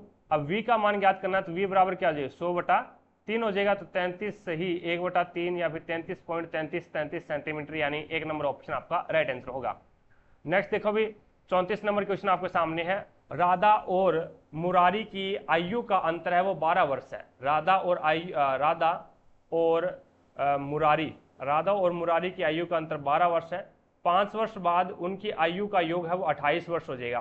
5 वर्ष बाद में उनकी आयु का योग है वो 28 हो जाएगा। तो यहाँ पे देखो भी, अब 5 वर्ष बाद में होगा, अब 5 वर्ष बाद के अंदर 28 होगा, तो मैं अगर बताऊं भी वर्तमान में उसकी आयु का योग क्या है, तो आप क्या करोगे, 10 माइनस करोगे इसमें, यानी 5 आपका मुरारी का माइनस हो जाएगा और 5 ही आपका राधा का माइनस हो जाएगा। 5 और 5 10 माइनस करोगे इसमें, तो आर प्लस में एम बराबर में क्या हो जाएगा आपके पास में 18 हो जाएगा। राधा और मुरारी की आयु का अंतर 12 है और 5 वर्ष बाद में उसकी आयु का योग है वो 10 वर्ष 28 हो जाएगा। तो वर्तमान में उसकी आयु का योग कितना हो जाएगा, 18 हो जाएगा भाई। 5 वर्ष पूर्व है भी, सॉरी 5 वर्ष पूर्व है, ये 5 वर्ष पहले है। अब 5 वर्ष पहले है तो 5 वर्ष बाद में, 5 वर्ष पहले है तो वर्तमान में लेके आने के लिए इसको क्या करेंगे, 10 जोड़ना पड़ेगा। 10 जोड़ोगे तो ये 38 हो जाएगा भाई, ये 38 हो जाएगा। तो वर्तमान में उसकी आयु का योग है वो 38 हो रहा है, क्योंकि ये पूर्व है, पहले बता रहा है। अब यहाँ पे देखो भी ये कट गया, अब यहाँ पे r यानी 2r बराबर कितना आ जाएगा, 2r बराबर हो जाएगा 8 और 2 10 और 3 4 और 1 5। तो यहाँ पे r बराबर कितना आ गया, 25 आ गया। r बराबर कितना आ गया, 25 आ गया। अब आपको ज्ञात क्या करना है, मुरारी की वर्तमान आयु ज्ञात करनी है। तो मुरारी की वर्तमान आयु ज्ञात करनी है, तो दोनों की आयु का योग कितना है, 38 है। और 38 में से 25 घटा दो भाई, 38 में से 25 घटाओगे तो ये आपके पास में 38 में से 25 घटाओगे तो ये बचेगा 13। तो यहाँ पे मुरारी की वर्तमान आयु कितनी आ जाएगी, 13 आ जाएगी। 2 नंबर ऑप्शन आपका राइट आंसर होगा। नेक्स्ट देखो भी अगला क्वेश्चन आपके सामने है, 35 नंबर क्वेश्चन। सह दोस्त अतिक, बिजोय, कमल, फया, ईसा और ध्रुव एक पंक्ति में उत्तर की ओर मुख करके बैठे हैं, लेकिन उनका इसी क्रम में होना आवश्यक नहीं है। फया बिजोय के बाईं ओर तीसरे स्थान पर है। फया है वो बिजोय के बाईं ओर, पहला दूसरा और तीसरे पे यहाँ पे फया है, तीसरे स्थान पर है। अतिक कमल के दाईं ओर तीसरे स्थान पर बैठा है। अतिक है ना, वो कमल के दाईं ओर तीसरे स्थान पर बैठा है। तो कमल के दाईं ओर तीसरे स्थान पर बैठा है, तो एक बार इसको होल्ड पे रखो भी। आगे देखो भी, ईसा बिजोय के दाईं ओर दूसरे स्थान पर, पहला और दूसरा यहाँ पे ईसा आ जाएगा भी। अब फया बाएं सिरे पर बैठी है, फया है ये बाएं सिरे पे बैठी है, दाएं सिरे पर कौन बैठा है ये आपको बताना है। तो यहाँ पे देखो भी अतिक, अब देखो अतिक है वो कमल के दाईं ओर तीसरे स्थान पर है। तो कमल के दाईं ओर तीसरे स्थान पर है, तो कमल को मैं यहाँ पे रख देता हूँ। पहला दूसरा और तीसरा यहाँ पे क्या आ जाएगा, अतिक आ जाएगा। तो ए से अतिक हो जाएगा भी। अब दाएं सिरे पे टोटल 6 व्यक्ति है, 3 ये रहे 3 ये रहे, 6 हो गए। तो दाएं सिरे पे पूछा है इसने, तो दाएं सिरे पे ईसा आ जाएगी। यहाँ पे आपका राइट आंसर होगा 3 नंबर ऑप्शन। आगे देखो भी नेक्स्ट 36 नंबर क्वेश्चन आपके सामने है। अब ये अब क्रिया है, ये सीरीज है 17 है, बढ़िया सीरीज है भी। 51 है, 42 है, 126 है, 117 है। अब इसमें देखो भी 17 × 51, 17 × 51, 3 से गुणा कर दिया 51 हो गया, फिर मैंने -9 कर दिया।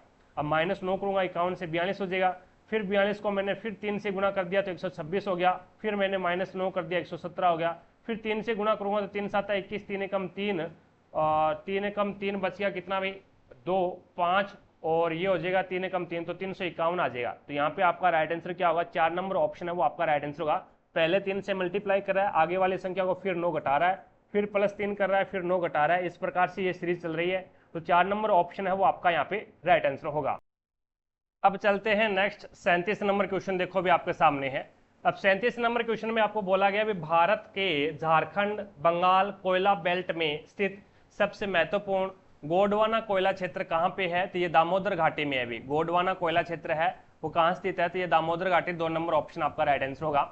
नेक्स्ट देखिएगा 38 नंबर क्वेश्चन आपके सामने है। निम्नलिखित में से कौन सी प्रक्रिया प्रकाश संश्लेषण के लिए लागू नहीं होती है। तो यहाँ पे कार्बन डाइऑक्साइड के ऑक्सीकरण से कार्बोहाइड्रेट का निर्माण होता है, ये बिल्कुल गलत है भाई, ये बिल्कुल गलत है। सही क्या है वो मैं आपको बताता हूँ। प्रकाश ऊर्जा का रासायनिक ऊर्जा में, यानी प्रकाश संश्लेषण के दौरान है वो प्रकाश ऊर्जा रासायनिक ऊर्जा के अंदर कन्वर्ट होती है, बिल्कुल सही बात है।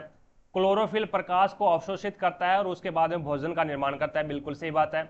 और जल के अणु है वो हाइड्रोजन और ऑक्सीजन में विभाजित हो जाते हैं, जल के जो अणु है वो हाइड्रोजन और ऑक्सीजन के अंदर है वो विभाजित हो जाते हैं, ये भी बिल्कुल सही है। अब ये गलत क्यों है, ये गलत इसीलिए है भी, इसमें सही ये होगा भी कार्बन डाइऑक्साइड कार्बोहाइड्रेट में अपचयित हो जाती है, ये होता है। लेकिन इसने बोला भी कार्बन डाइऑक्साइड के ऑक्सीकरण से कार्बोहाइड्रेट का निर्माण होता है, नहीं। कार्बन डाइऑक्साइड है वो कार्बोहाइड्रेट के अंदर अपचयित होती है, क्या होती है भी, अपचयित होती है। नेक्स्ट देखो अगला क्वेश्चन है आपके सामने 39 नंबर क्वेश्चन। भारतीय संविधान के निम्न में से किस अनुच्छेद के तहत हिंदी को संघ की राजभाषा घोषित किया गया है? तो वो अनुच्छेद 343, 2 नंबर ऑप्शन है वो आपका बिल्कुल राइट हो जाएगा अभी। ठीक है, आगे चलते हैं। नेक्स्ट देखिएगा, नेक्स्ट आपके सामने 40 नंबर क्वेश्चन है। एक समषष्ठभुज के प्रत्येक अंतः कोण का माप आपको ज्ञात करना है। आपको पता चल गया अभी समषष्ठ है, यानी भुजा आपको दे रखी है, कितनी है भुजा का यहाँ पे 6 है। समषष्ठ, षष्ठ का मतलब होता है 6। आपको पता है भी भुजा का फॉर्मूला ज्ञात करने का, भुजा ज्ञात करने का फॉर्मूला क्या होता है? तो एन बराबर क्या होता है 360 अपॉन में क्या है बाह्य कोण, क्या होता है अभी बाह्य कोण होता है, अभी बाह्य कोण की माप होता है। अब यहाँ पे आपको पता है बाह्य कोण आपको दे नहीं रखा, तो यहाँ पे एन आपको दे रखा है, तो इसका वज्र गुणा करोगे तो ये फॉर्मूला क्या बनेगा बाह्य कोण बराबर में क्या बन जाएगा 360 अपॉन में एन बन जाएगा। अब एन का मान तो आपके पास में पता है कितना है 6 है, तो 6 से गुणा कर दो, 6 कम 6 6 36, तो यहाँ पे 60 आ जाएगा। अब बाह्य कोण की माप 60 आ गई। अब आपको पता है बाह्य कोण कैसे निकालते हैं अपन? बाह्य कोण निकालते हैं आंतरिक कोण या फिर अंतः कोण प्लस में बाह्य कोण, योग कितना होता है 180 के बराबर होता है। अंतः कोण और बाह्य कोण का योग कितना होता है 180 होता है। तो यहाँ पे आपको बाह्य कोण कितना दे रखा है 60, अभी निकाला है आपने, तो ये इधर जाएगा तो ये माइनस का हो जाएगा, तो ये आपके पास में कितना बचेगा? तो अंतः कोण की माप 120 डिग्री आ जाएगी। 3 नंबर ऑप्शन आपका राइट आंसर हो जाएगा। आगे देखो भी, नेक्स्ट आपके सामने है 41 नंबर क्वेश्चन। अब इसमें बोला गया है भी 6 दोस्त A B C D E और एफ के सभी लंबाई अलग अलग है। एफ केवल एक दोस्त से लंबा है, एफ है वो केवल और केवल एक दोस्त से लंबा है, बाकी सभी से क्या है छोटा है भी। ये लो, ए केवल 3 अन्य दोस्तों से लंबा है, ए है वो केवल 3 अन्य दोस्तों से लंबा है, तो 1 2 और 3 यहां से हो जाएगा, ए ऊपर आ जाएगा भी, 3 अन्य दोस्तों से लंबा है। ई डी से लंबा है, ई है वो डी से लंबा है, बी है वो एफ से लंबा है, बी है ना वो एफ से लंबा है, तो बी यहाँ पे आ जाएगा, भी एफ से लंबा है तो। लेकिन डी से छोटा है, तो डी कहाँ पे आएगा? तो डी है वो यहाँ पे आ जाएगा, डी है वो यहाँ पे आएगा। अब सभी दोस्तों में सबसे लंबा कौन है? तो ई है वो सबसे लंबा हो जाएगा, तो यहाँ पे आपका राइट आंसर होगा 3 नंबर ऑप्शन। आगे देखो भी, नेक्स्ट 42 नंबर क्वेश्चन आपके सामने है। 250 के 28% के 60% का मान आपको बताना है। तो 250 ये लो, 250 का 28%, 28 अपॉन में 100 इंटू के 60%, तो 60% का निशान हटाओ, नीचे 100 लगा दो, तो यहाँ पे 1 से 1 कैंसिल और 1 से 1 कैंसिल, 25 एकम 25, 25 चौका 100, 4 एकम 4, 4 7 28, 6 7 42, तो यहाँ पे आपका राइट आंसर होगा 4 नंबर ऑप्शन। नेक्स्ट देखो भी 43 नंबर क्वेश्चन आपके सामने है। 4 की पावर है वो -5 है, तो इसको मैं 4 की पावर यानी 1/4 की पावर 5 लिख सकता हूँ, कोई दिक्कत नहीं है। और इंटू ये यहाँ पे देखो भी ये भाग में है, ये भाग में है, तो इसका मतलब क्या है ये नीचे आएगा, तो यहाँ पे 1 क्या आ जाएगा 1/7 हो जाएगा ये, यानी यहाँ पे भाग लगा हुआ है, गुणा का निशान लगेगा, तो ये नीचे आ जाएगी संख्या। अब यहाँ पे देखो भी ये गुणा का निशान लगा हुआ है और 4 की पावर -6 है, तो इसको नीचे ले आओ, तो 4 की पावर क्या बन जाएगी 6 बन जाएगी। आधार समान है, तो यहाँ पे क्या कर दो घातों को जोड़ दो, घातों को जोड़ोगे तो ये आ जाएगा 1/4 और 7 और 5 12, 12 और 6 18, तो यहाँ पे 1/4 की पावर 18 हो जाएगी। या फिर इसको मैं लिख सकता हूँ 4 की पावर -18, यानी इस 18 को ऊपर लेके आएंगे पावर को, तो ये माइनस में हो जाएगी, तो आपका राइट आंसर क्या होगा 2 नंबर। दोनों ही जो आंसर है वो आपका राइट हो जाएगा, ये भी आंसर सही है और ये भी आंसर सही है, जो भी आपको ऑप्शन में दिखे वो टिक कर दो। आगे देखो 44 नंबर क्वेश्चन आपके सामने है। एक कक्षा में 40 विद्यार्थियों का औसत 15 वर्ष है। यदि एक शिक्षक की आयु को शामिल कर लिया जाता है तो पूरे समूह की औसत आयु है वो 16 वर्ष बढ़ जाती है। 16 वर्ष क्या हो जाती है? बढ़ जाती है। तो शिक्षक की आयु आपको बतानी है। देखो भी कैसे करेंगे इसको। अब देखो भी 40 विद्यार्थी है, इन सभी का औसत 15 है और एक शिक्षक को शामिल कर लिया जाता है, यानी 41 हो जाएंगे टोटल 41 होते ही यहाँ पे कितने की वृद्धि हो जाती है, यानी 16 हो जाता है। कहने का मतलब 41 जैसे ही हुए तो यहाँ पे 1 की वृद्धि हो जाएगी, यानी प्रत्येक के अंदर है वो औसत के अंदर 1 की वृद्धि हुई है। करने का मतलब प्रत्येक के अंदर 1 की वृद्धि हुई है, प्रत्येक के अंदर 1 की वृद्धि हुई है, तो यानी 41 × 1, तो यहाँ पे 41 की वृद्धि होगी। अब पहले औसत कितना था? 15 था, तो ये 15 के अंदर है वो 41 आप जोड़ दो, तो ये हो जाएगा आपके पास में 56। तो यहाँ पे उसकी आयु कितनी आ जाएगी? 56 आ जाएगी। 4 नंबर ऑप्शन आपका राइट आंसर होगा। आगे देखो भी नेक्स्ट 45 नंबर क्वेश्चन आपके सामने है। अब 4 की स्क्वायर 8, इसको मैं क्या लिखूंगा? 8 लिख दूं। एक बार इसको 8 नहीं लिखेंगे, इसको क्या नहीं लिखेंगे? 8 नहीं लिखेंगे, इसको लिखेंगे 2 की पावर इसको मैं लिख दूं 2, 2 की पावर क्या लिख दूं 2, और उसकी पावर में क्या लिख दूं 2 लिख दूं, कोई दिक्कत नहीं है, राइट। -3, इस 8 को क्या लिखूंगा मैं, इस 8 को मैं लिख दूं 2 की पावर 3 लिख दूं, और यहाँ पे ये है 2/3, 3 से 3 कैंसिल हो जाएगा, और प्लस में इस 16 को, ये जो 16 है 16/9 है, और इसकी पावर आपको क्या दे रखी है, हाफ दे रखी है। हाफ का मतलब क्या होता है, रूट होता है, तो ये रूट से बाहर निकाल दो भी, 16 तो 4 के रूप में बाहर आ जाएगा, और 9 है वो 3 के रूप में बाहर आ जाएगा। ये लो, अब देखो अभी, अब यहाँ पे इसको सोल्व करते हैं, इसको सोल्व करोगे तो 2 की पावर कितनी आ जाएगी, ये आपकी 2 की पावर है, ये आ जाएगी 4, 2 की पावर 4 आ जाएगी, माइनस में 3, और यहाँ पे 2 की पावर 2 है, 2 की पावर कितनी है, 2 की पावर 2 है, और प्लस में 4/3। अब यहाँ पे 2 की पावर 4 कितनी होती है अभी, 16 होती है, माइनस में 2 की पावर 2, 2 की पावर 2 को मैं क्या लिख सकता हूँ, तो 2 की पावर 2 को इसमें लिख देंगे अपन 4, और 4 3 12, तो इसको मैं 12 लिख सकता हूँ। 2 की पावर 2 है तो इसको 4 लिखूंगा, और 4 3 12, और प्लस में 4/3, तो इसके अंदर एल्शियम ले लो 3, इसका एल्शियम आ गया, इन सभी के नीचे 1 मान लो, तो 16 तिया 48, -12 तिया 36, और प्लस में 4। आप देखो भी 48 और 4 52 होते हैं, यानी ये भी प्लस का और ये भी प्लस का है, 48 4 52, 52 में से 36 निकाल दो आप, तो 12 में से 6 जाएगा 6 बचेगा, और 4 में से 3 जाएगा तो 1 बचेगा, 16 सही 16 बटे कितना आ जाएगा, 16/3 आ जाएगा। आप 16 के अंदर 3 का भाग दोगे तो 3 5 15, और बच गया 1 और 3, यानी 5 सही 1/3, आपका 2 नंबर ऑप्शन राइट हो जाएगा।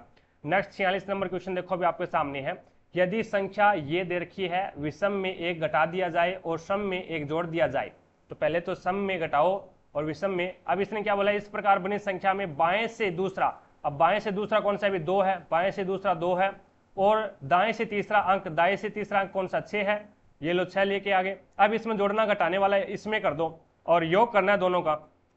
अब ये क्या है, सम है, सम के अंदर 1 जोड़ना है तो 3 हो जाएगा, और विषम के अंदर क्या करना है, 1 घटाना है, तो ये भी सम है, तो इसके अंदर 1 जोड़ना है, तो 7 और 3 10, तो यहाँ पे आपका राइट आंसर क्या होगा, 2 नंबर ऑप्शन है वो आपका बिल्कुल राइट हो जाएगा। आगे चलते हैं, नेक्स्ट देखिए 47 नंबर क्वेश्चन आपके सामने है, 7500 रुपए की राशि पर 4 वर्ष में प्राप्त साधारण ब्याज 1800 ब्याज की वार्षिक दर आपको ज्ञात करनी है। कैसे ज्ञात करोगे भी, देखो अब ब्याज दे रखा है 1800 इंटू यहाँ पे 100, साधारण ब्याज बराबर क्या होता है, साधारण ब्याज यानी अपने को दर ज्ञात करनी है, तो दर बराबर क्या होता है, देखो अभी दर बराबर होता है ब्याज इंटू समय होता है, ब्याज इंटू समय होता है, अपॉन में मूलधन आपको दे रखा है तो मूलधन आ जाएगा, और इंटू आपको समय दे रखा है तो समय आ जाएगा, यहाँ पे टी समय हो जाएगा, ठीक है, तो ये आपका समय हो जाएगा। अभी अगर आपको समय ज्ञात करना है तो दर को समय की जगह लेके आ जाओ और समय को दर की जगह लेके चले जाओ। अगर आपको मूलधन ज्ञात करना है तो दर की जगह मूलधन लेके आ जाओ और मूलधन को दर की जगह लेके आ जाओ, ठीक है, कोई दिक्कत नहीं है। तो यहाँ पे मूलधन आपके पास में 7500 है, समय कितना है 4 है, तो यहाँ पे 4 एकम 4 और 2500 के 100, और ये हो जाएगा 2 0 से 2 0 कैंसिल हो जाएगा, 25 एकम 25, 25 75, 3 एकम 3, 3 6 18, 6% आपकी दर हो जाएगी। 2 नंबर ऑप्शन आपका राइट आंसर होगा। नेक्स्ट 48 नंबर क्वेश्चन आपके सामने है, निम्नलिखित में से किसे जैव चिकित्सा अपशिष्ट नहीं माना जाता, जैव चिकित्सा अपशिष्ट नहीं माना जाता है, तो खाद्य अपशिष्ट को, खाद्य अपशिष्ट होता है उसको अपन क्या नहीं मान सकते, जैव चिकित्सा अपशिष्ट नहीं मान सकते। बाकी आपका चिकित्सा अपशिष्ट है और पशु अपशिष्ट है, उद्योग अपशिष्ट है, उनको अपन अपशिष्ट मान सकते हैं, लेकिन जो खाद्य अपशिष्ट है उसको अपन क्या नहीं मान सकते, जैव चिकित्सा अपशिष्ट नहीं मान सकते। 1 नंबर ऑप्शन आपका राइट आंसर होगा। आगे देखो भी नेक्स्ट 49 नंबर क्वेश्चन आपके सामने है, यदि एक उत्तल दर्पण की वक्रता त्रिज्या 0.3 मीटर है, 0.3 मीटर है, तो मुख्य फोकस और वक्रता केंद्र के बीच की दूरी कितनी होगी। अब वही बात होगी भी, ये देखो भी कोई उत्तल दर्पण है इस प्रकार से, अब उसके बाद में ये आपका क्या हो जाएगा, फोकस हो जाएगा, और ये आपका कितना हो जाएगा, आर हो जाएगा, यानी सी। अब यहाँ पे इसकी जो पूरी दूरी है वो कितनी दे रखी है, पूरी दूरी है वो 0.3 दे रखी है। अब आपको यहां से और यहां तक की दूरी पूछी है, ये दूरी और ये दूरी तो बराबर होती है, ये दूरी और ये दूरी तो बराबर होती है, तो इसका क्या कर दो, आधा कर दो, तो 0.3 का आधा करोगे तो यहाँ पे पॉइंट लग जाएगा, और उसके बाद में 2 एकम 2 बस गया कितना 1 10, 2 5 10, तो यहाँ पे 0.15 मीटर आ जाएगा, कितना आ जाएगा भी 0.15 मीटर। 4 नंबर ऑप्शन आपका बिल्कुल राइट हो जाएगा। आगे देखो भी 50 नंबर क्वेश्चन आपके सामने है, स्टेटमेंट दे रखा है, कुछ संस्थान विश्वविद्यालय है कुछ जो संस्थान है वो किस में आ जाएंगे, विश्वविद्यालय में आ जाएंगे। वी और विश्वविद्यालय, वीसी लिख देते हैं भी, ठीक है, विश्वविद्यालय हो जाएगा। और उसके बाद में सभी विद्यालय, सारे के सारे जो विद्यालय है वो विश्वविद्यालय है, तो थोड़ा सा विश्वविद्यालय वाला बड़ा बना देते हैं इस प्रकार से। तो ये है आपका वीसी, विश्वविद्यालय। और सभी विद्यालय, सारे के सारे जो विद्यालय है वो किस में आ जाएंगे, विश्वविद्यालय में आ जाएंगे। और कुछ कॉलेज विद्यालय है, कुछ जो आपके कॉलेज है वो किस में आ जाएंगे, विद्यालय को काटेंगे तो सी से कॉलेज हो जाएगा। भी आगे देखो भी कुछ कॉलेज संस्थान है, क्या कॉलेज वाला संस्थान को नहीं काट रहा, यानी ये जो सी वाला डायग्राम है वो एस वाले डायग्राम को नहीं काट रहा। कुछ संस्थान विद्यालय का जो एस वाला डायग्राम है वो वी वाले डायग्राम को नहीं काट रहा, तो ये भी कैंसिल हो जाएगा। और कुछ कॉलेज विश्वविद्यालय, क्या कॉलेज वाला जो डायग्राम है वो विश्वविद्यालय वाले डायग्राम को काट रहा है, तो ये बिल्कुल सही हो जाएगा। केवल निष्कर्ष है वो तीसरा सही हो जाएगा इसमें। आगे देखो भी नेक्स्ट आपके सामने है 51 नंबर क्वेश्चन करंट अफेयर का है। आगे चलता हूं, नेक्स्ट देखिएगा 52 नंबर क्वेश्चन आपके सामने है। एक समचतुर्भुज के विकर्ण क्रमशः 12 सेंटीमीटर और 8 सेंटीमीटर है, तो समचतुर्भुज का क्षेत्रफल आपको ज्ञात करना है। तो समचतुर्भुज का क्षेत्रफल क्या होता है, 1/2 विकर्णों का गुणनफल होता है।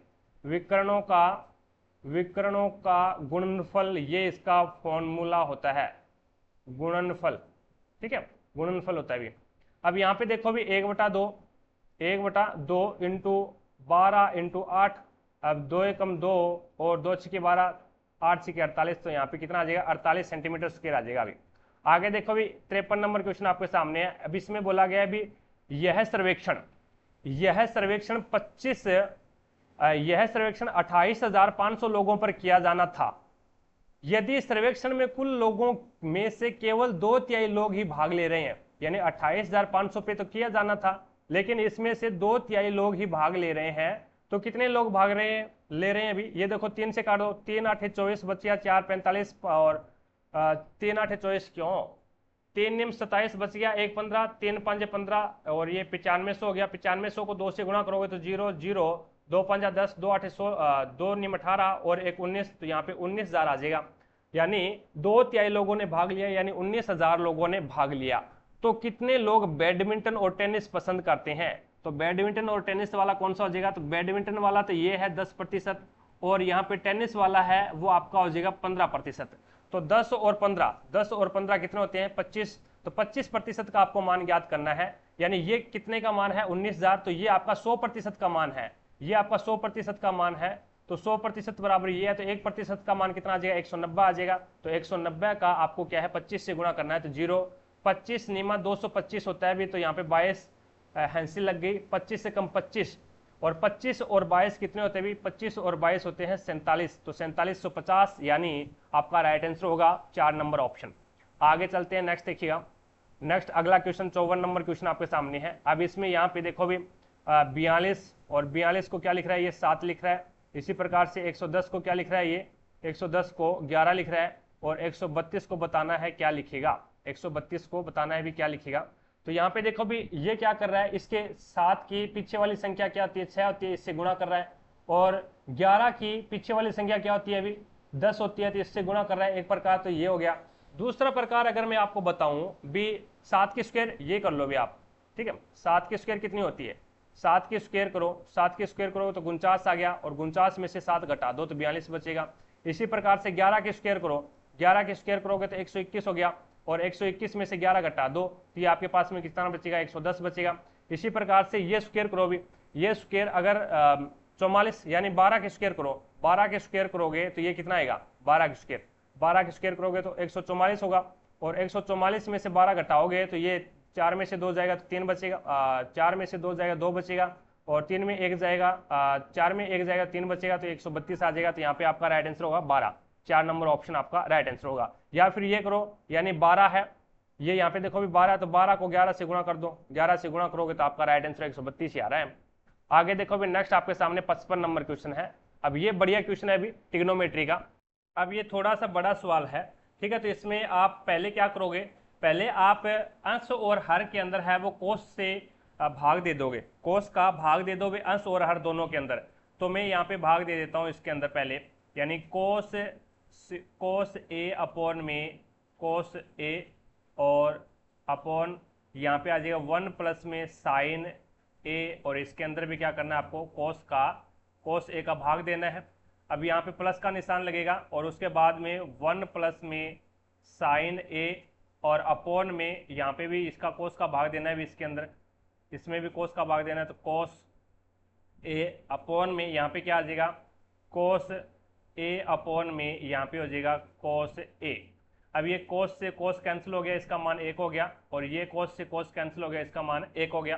ठीक है, अब इसमें देखो भी आगे आगे क्या होगा, आगे यहाँ पे ये आ जाएगा आपके पास में 1/1 प्लस में साइन ए और अपॉन में कोस ए, और प्लस ये क्या है 1 प्लस में साइन ए अपॉन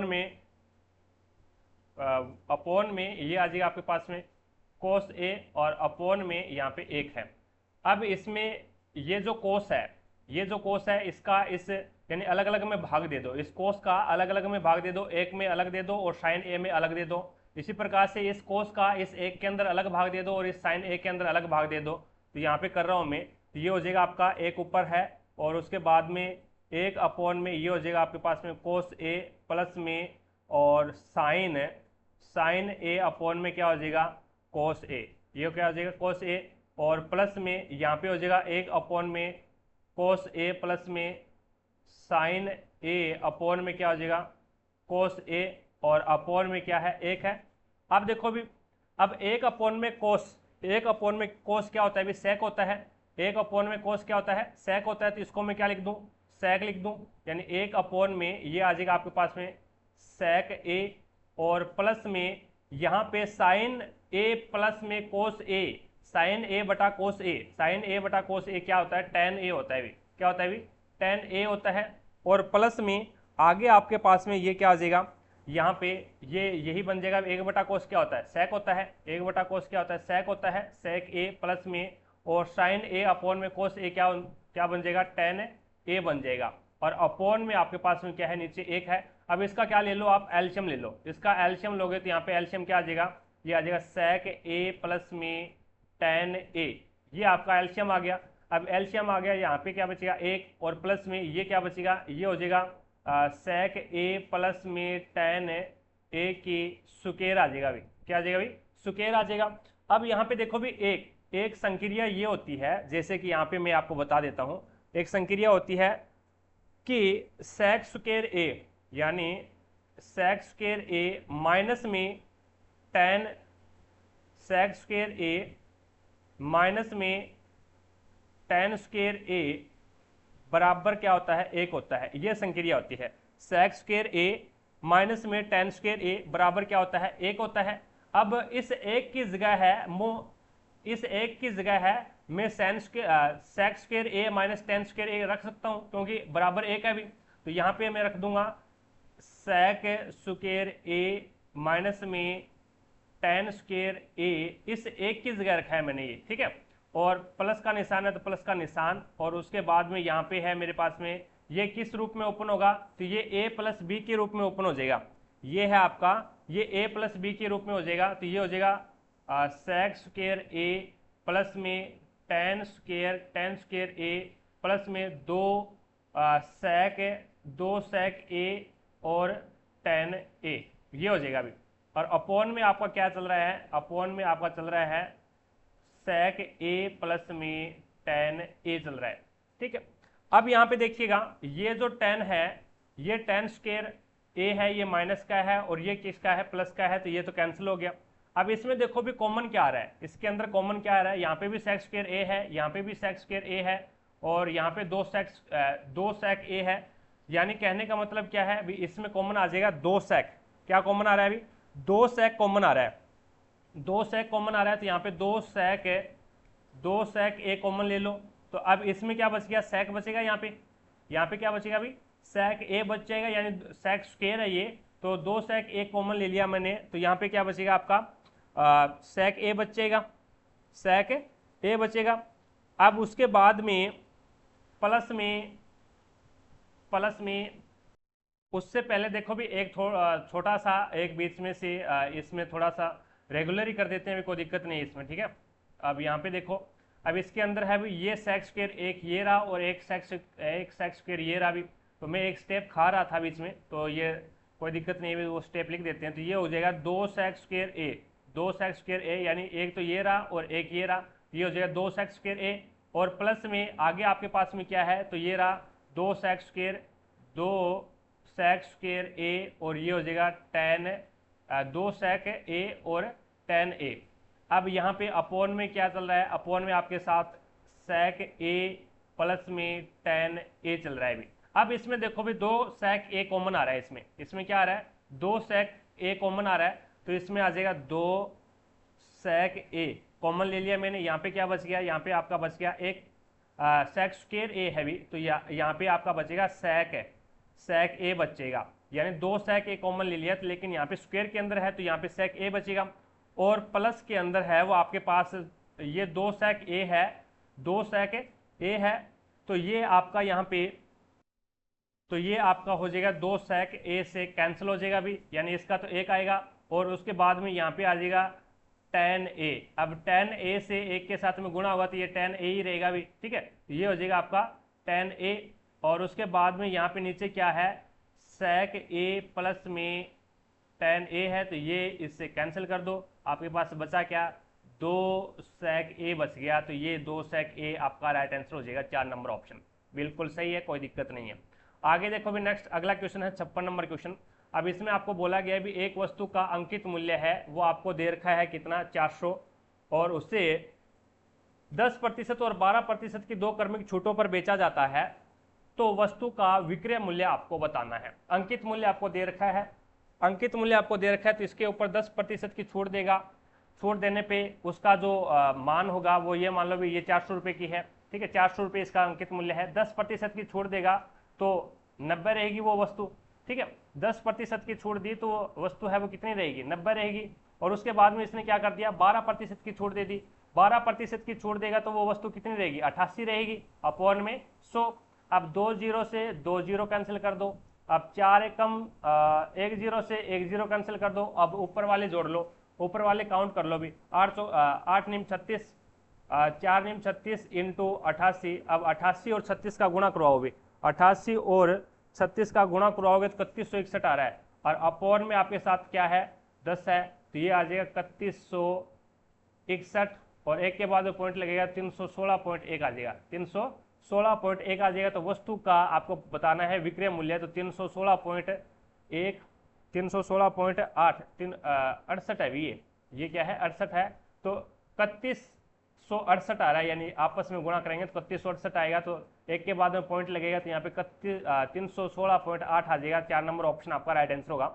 नेक्स्ट देखो भी 57 नंबर क्वेश्चन आपके सामने है। एक कार की चाल 20 मीटर पर सेकंड है, कार द्वारा 2 घंटे 20 मिनट में तय की गई दूरी किलोमीटर में आपको बतानी है, तो पहले इसको किलोमीटर में चेंज कर लो भी।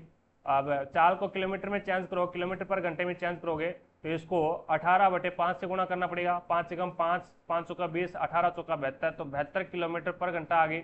अब 1 घंटे के अंदर इतनी चलती है, 2 घंटे के अंदर कितनी चलेगी, तो 2 घंटे के अंदर 2 से गुणा कर दो भी, इसको 2 से गुणा करोगे तो ये हो जाएगा 4 और 7 2 14, 144 किलोमीटर चल जाएगी। अब देखो 20 मिनट के अंदर कितने चलेगी, तो 1 घंटे के अंदर है वो 72 किलोमीटर चल रही है, तो 20/60, यानी ये लिखूंगा भी, घंटे मिनट को घंटे के अंदर कन्वर्ट कर लिया, बी एकम बी, बी तिया 60 और 3 एकम 3, और 3 2 6 बच गया, 1 और 24 3 72 होते हैं, तो 24 और जोड़ दो भी इसमें, 8 6 और 1 तो 168 किलोमीटर चलेगी, 4 नंबर ऑप्शन आपका बिल्कुल राइट हो जाएगा। 58 नंबर क्वेश्चन देखो भी आपके सामने है। निम्न अभिक्रिया के लिए विकल्पों में से कौन सी संतुलित अभिक्रिया है, ये आपको बतानी है। तो सिल्वर नाइट्रेट होता है AgNO3, सिल्वर नाइट्रेट क्या होता है, AgNO3 होता है, और प्लस में सोडियम क्लोराइड होता है NaCl, ठीक है, और ये क्या बन गया, सिल्वर क्लोराइड बन गया, यानी AgCl बन गया, और प्लस में सोडियम नाइट्रेट यानी NaNO3 ये बन गया। अब देखो भी यहाँ पे नाइट्रेट कितना है, 1 है भी, इसके अंदर Hg कितना है, 1 है, यहाँ पे भी Hg 1 है, और उसके बाद में यहाँ पे नाइट्रोजन कितनी है, 1 है, यहाँ पे भी नाइट्रोजन कितनी है, नाइट्रोजन 1 है, और यहाँ पे सोडियम कितने है भी 1 है, तो यहाँ पे भी सोडियम 1 है, और क्लोरीन यहाँ पे कितना है, 1 है, यहाँ पे भी 1 है, तो सारा का सारा संतुलित ही है अभी, तो यहाँ पे देख लो भी ये सही है, फिर ये क्या है, सही है, एक 2 नंबर ऑप्शन आपका राइट आंसर होगा। आगे देखो भी नेक्स्ट आपके सामने है 59 नंबर क्वेश्चन। अब इसमें एस एच ए के ई को क्या लिख रहा है, ये लिख रहा है टी के एफ आर एन लिख रहा है। अब इसमें देखो अभी कौन सा नियम लागू हो रहा है। अब एस यानी 1 बढ़ा दिया और फिर 3 बढ़ा यानी +1 किया, फिर +3 किया और फिर +5 किया और फिर +7 किया, 11 और 7 18, फिर प्लस कितना करेगा अभी 9 करेगा, फिर 1 3 5 7 9। अब 5 और 9 14 होते हैं अभी। इसी प्रकार से स्वीट को देखो भी SWWET को क्या लिखेगा, तो यहाँ पे S को 1 जोड़ेगा तो T आ जाएगा और उसके बाद में जोड़ेगा 3 तो 16 और 3 23 और 3 26 Z आ जाएगा। और अब 5 जोड़ेगा, 5 और 5 10 और फिर अब 7 जोड़ेगा, 5 और 7 12 L और फिर जोड़ेगा 9 तो 9 जोड़ेगा, 6 जोड़ने पर Z हो जाएगा, फिर 3 जोड़ देगा तो C आ जाएगा। तो यहाँ पे आपका राइट आंसर होगा 4 नंबर ऑप्शन। तो पहले 1 3 5 7 9 जोड़ रहा है अभी, ठीक है। आगे देखो भी नेक्स्ट आपके सामने है 60 नंबर क्वेश्चन। अब इसमें बोला गया पौधों में प्रकाश संश्लेषण की प्रक्रिया के विभिन्न चरण नीचे दिए गए हैं, दिए गए विकल्पों में से कौन सा इस प्रक्रिया के विभिन्न चरणों में से सही है, ये आपको बताना है। तो जल के अणुओं का हाइड्रोजन और ऑक्सीजन में विघटन होना। जल के अणुओं का पहले क्या होता है, पहले होता है प्रकाश, यहाँ पे देखो भी पहले यहाँ पे क्लोरोफिल द्वारा प्रकाश ऊर्जा का अवशोषण किया जाता है। पहले अब क्रिया ये होती है प्रकाश संश्लेषण में, क्लोरोफिल होता है पत्तियों के अंदर, वो क्या करता है प्रकाश ऊर्जा को क्या कर लेता है, प्रकाश ऊर्जा का अवशोषण या फिर प्रकाश ऊर्जा को ग्रहण कर लेता है। देन उसके बाद में अगली प्रक्रिया होगी, वो प्रकाश ऊर्जा है वो रासायनिक ऊर्जा की कन्वर्ट होगी, यानी ये पहली प्रक्रिया और ये दूसरी प्रक्रिया। और उसके बाद में क्या होगा, जल के अणु है वो हाइड्रोजन और ऑक्सीजन में विभक्त हो जाते हैं, ये तीसरी प्रक्रिया है। और लास्ट के अंदर क्या होता है, लास्ट के अंदर होता है कार्बन डाइऑक्साइड का कार्बोहाइड्रेट में अपचयित होता है, न कि ऑक्सीकरण होना। कार्बन डाइऑक्साइड CO2 है वो कार्बोहाइड्रेट में अपचयित हो जाती है, अपचयित होना, ये आपका राइट आंसर हो जाएगा। तो यहाँ पे पहली प्रक्रिया होगी C, फिर होगी B और फिर होगी A और फिर होगी D। तो यहाँ पे आपका राइट आंसर होगा 3 नंबर ऑप्शन। आगे देखो भी नेक्स्ट 61 नंबर क्वेश्चन आपके सामने है। इसमें बोला गया भी अनधिमान वक्र की प्रवणता किसके द्वारा मापी जाती है, तो ये प्रतिस्थापन की सीमांत दर से मापी जाती है। अनधिमान वक्र की प्रवणता है वो किसके द्वारा मापी जाती है, तो वो मापी जाती है प्रतिस्थापन की सीमांत दर के। 1 नंबर ऑप्शन आपका राइट आंसर होगा। 62 नंबर क्वेश्चन देखो भी आपके सामने है। यदि एक दूध वाला 9 लीटर दूध में 4 लीटर पानी मिलाता है, 9 लीटर दूध के अंदर है वो 4 लीटर पानी मिला रहा है, तो दूध और पानी का अनुपात समान बनाए रखने के लिए उससे 36 लीटर दूध में कितना पानी मिलाएगा। तो देखो भी 9 लीटर दूध के अंदर 4 लीटर पानी मिलाता है, तो 1 लीटर दूध के अंदर कितना मिलाएगा, 4/9 मिलाएगा, ठीक है। अब 36 लीटर दूध के अंदर मिलाना है तो 36 से गुणा कर दो, 9 एकम 9, 9 चौका 36, 4 चौके 16, तो यहाँ पे 36 लीटर दूध के अंदर 16 लीटर पानी मिलाएगा।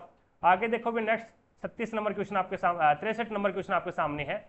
कथन दे रखा है ग्लोबल वार्मिंग दुनिया भर में एक अभूतपूर्व मुद्दा बन गया है।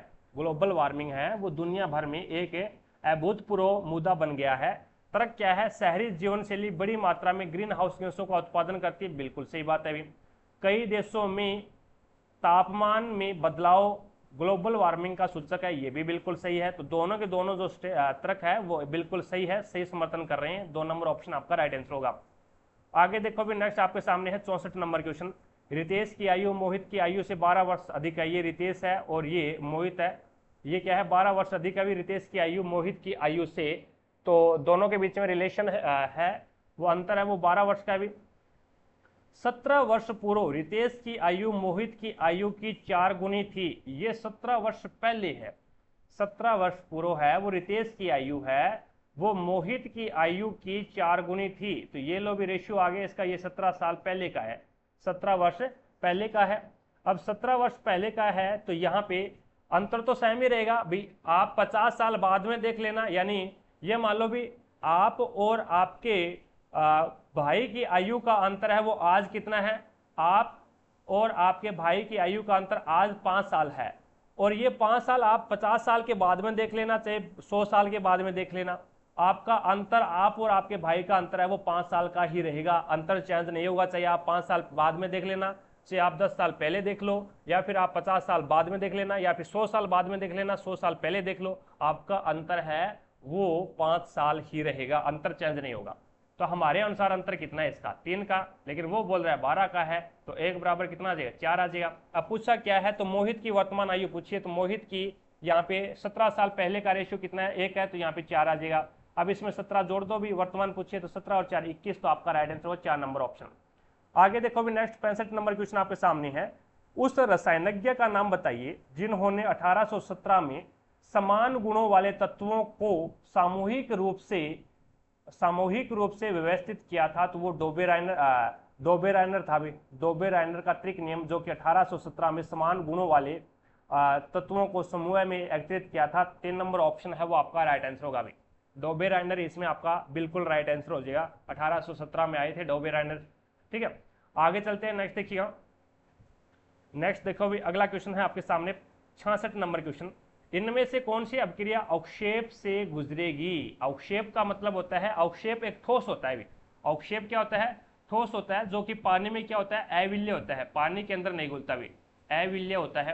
तो यहाँ पे ये अवक्रिया ना PbNO3 की ट्वाइस यानी लेड नाइट्रेट प्लस में पोटेशियम आयोडाइड, तो यहाँ पे पोटेशियम है वो लेड को, शीशे को क्या कर देगा, विस्थापित कर देगा, और ये बन जाएगा KNO3, क्या बनेगा अभी, KNO3 यानी पोटेशियम नाइट्रेट प्लस में आपका बन जाएगा PbI2 बन जाएगा। यानी आपका जो अवक्षेप बनेगा वो ये बनेगा, लेड आयोडाइड का पीले रंग का अवक्षेप बनेगा, जो कि तली के अंदर यानी पेंदे के अंदर है वो जम जाएगा। ये पानी के अंदर है वो अविल्य है, ये ठोस है, पानी के अंदर अविल्य है, तो यहाँ पे आपका अवक्षेपण अभिक्रिया हो जाएगी।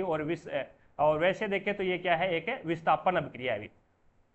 आगे देखो भी नेक्स्ट 67 नंबर क्वेश्चन आपके सामने है। अब इसमें देखो भी यहाँ पे क्या आएगा, अब BA, फिर यहाँ पे DL, फिर AM और फिर LBA।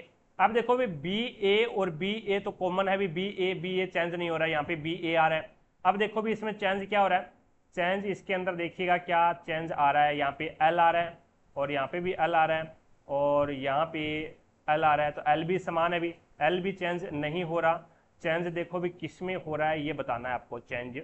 तो इसके बाद में D है, यहाँ पे D आ रहा है, और यहाँ पे B आ रहा है, यहाँ पे D आ रहा है, B तो चेंज नहीं हो रहा, D आ रहा है और वापस D नहीं आ रहा, तो इसका मतलब D में कोई ना कोई गड़बड़ी है भी, D है वो यहाँ पे चेंज हो रहा है, शायद D है वो आपका क्या हो रहा है, चेंज हो रहा है। तो देख लेते हैं भी D को, और इसके अंदर देखो भी यहाँ पे अब BA, और BA के बाद में क्या है भी, यहाँ पे भी कुछ नहीं है, BA रिक्त स्थान है, और BA इसके बाद में यहाँ पे M है, A के बाद में क्या आ रहा है, M आ रहा है, तो मैं एक बार इसको M रख के देख देता हूँ, यहाँ पे M आ जाएगा, यानी BAM DL, और उसके बाद में BAM, और यहाँ पे आ जाएगा DL। ठीक है, DL, अब यहाँ पे D नहीं आएगा अभी, D है वो वापस नहीं आ रहा, तो इसका मतलब यहाँ पे क्या आ सकता है, यहाँ पे मैं DL तो यहाँ पे रख दूँ, DE रख दूँ, यहाँ पे E आ जाएगा अभी। ये देखो F आ रहा है ना आगे, तो यहाँ पे आ जाएगा BAM DL, इसका एक ग्रुप बन गया, BAM EL, इसका एक ग्रुप बन गया, BAM, यहाँ पे M आएगा, और FL, इसका एक ग्रुप बन गया, BA, यहाँ पे आ जाएगा MGL। तो यहाँ पे चेंज हो रहा है आपका D, उसके बाद में E, उसके बाद में F, और उसके बाद में G, तो यहाँ पे आ जाएगा MBEMM। तो आपका राइट आंसर क्या होगा, 3 नंबर ऑप्शन आपका राइट आंसर होगा। आगे चलता हूँ, नेक्स्ट देखिएगा 68 नंबर क्वेश्चन आपके सामने है, करंट अफेयर का है भी। नेक्स्ट देखो भी अगला क्वेश्चन है आपके सामने 69 नंबर क्वेश्चन। अब इसके अंदर है वो आपको सैक का, SAC के सैक का आपको कोड बताना है क्या होगा। तो इन दोनों के अंदर देखो भी क्या कॉमन आ रहा है, इन दोनों के अंदर दा और दा सैक कॉमन आ रहा है इन दोनों के अंदर, इसमें भी दा सैक है और इसमें भी दा सैक है। दा सैक यानी दा को क्या लिखेगा भी और सैक को क्या लिखेगा, दोनों का कॉमन है भी, दा सैक। तो यहाँ पे देखो भी दा सैक, पहले इसको देख लेते हैं, फिर ये देखो भी इसके अंदर यानी इसमें दा आ रहा है और इसमें भी दा आ रहा है, तो इन दोनों में क्या कॉमन आ रहा है, इन दोनों के अंदर देखो भी क्या कॉमन आ रहा है। तो यहाँ पे EN कॉमन आ रहा है, तो कहने का मतलब EN है वो आपका क्या हो जाएगा, EN इसमें आ रहा है और EN ही इसके अंदर आ रहा है, तो दा का कोड है वो EN हो जाएगा। तो बच गया सेक। इन दोनों के अंदर देखो पहले और दूसरे के अंदर क्या कॉमन आ रहा है, HO, तो सेक का क्या आ जाएगा, HO आ जाएगा। तो यहाँ पे आपका राइट आंसर होगा, सेक का कोड है वो HO, 2 नंबर ऑप्शन आपका राइट आंसर होगा। नेक्स्ट 70 नंबर क्वेश्चन देखो भी, सिद्धार्थ अपने घर से निकलता है और उत्तर की ओर 24 किलोमीटर चलता है। तो उत्तर की ओर 24 किलोमीटर चलेगा, तो ये लो 24 किलोमीटर चला दिया अभी हमने। ड्राइव करता है फिर वह दाईं ओर मुड़ता है, दाईं ओर मुड़ेगा और 29 किलोमीटर चलेगा, ये लो 29 किलोमीटर चला दिया। उसके बाद फिर दाएं मुड़ता है और 67 किलोमीटर चलता है, तो ये लो 67 किलोमीटर चला दिया। फिर वह बाएं मुड़ता है और 32 किलोमीटर चलता है, तो ये लो 32 किलोमीटर चला दिया। और अंत में वह बाएं मुड़ता है और अब अपने गंतव्य स्थान तक पहुंचने के लिए 43 किलोमीटर चलेगा, तो ये लो 43 किलोमीटर, यहाँ पे 43 किलोमीटर चला दिया। अब देखो भी, अब यहाँ पे ये कितना चला है, 24 चला है, और ये कितना चला है, 43। तो 24 और 43 जोड़ के देखो कितना आ रहा है, तो ये जोड़ोगे तो ये आ रहा है 67। तो 67 बराबर 67, कहने का मतलब क्या है, इसके और ये बराबर हो जाएगा भी। ये आपका 24 और 43 है वो आपस में बराबर होगा भी, ठीक है।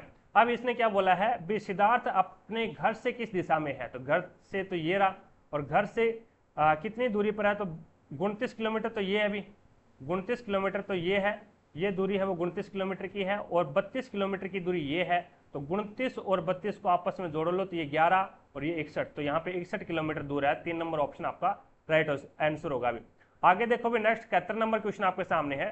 अब 71 नंबर क्वेश्चन में आपको बोला गया भी 6 व्यक्ति प्रतीक, अंश, राजेश, शिव, तनु और उज्मा ने एक ही वर्ष में अलग अलग महीनों यथार्थ जैसे जनवरी, फरवरी, मार्च, अप्रैल, मई और जून में यात्रा की। प्रतीक ने मार्च में यात्रा की है, पी से प्रतीक हो जाएगा, और प्रतीक ने मार्च के अंदर यात्रा की है, तो प्रतीक ने मार्च के अंदर यात्रा की है, तो ये लो भी प्रतीक है वो एम से मार्च हो जाएगा। प्रतीक ने मार्च में यात्रा की। प्रतीक और उज्मा के बीच में केवल एक व्यक्ति ने यात्रा की है।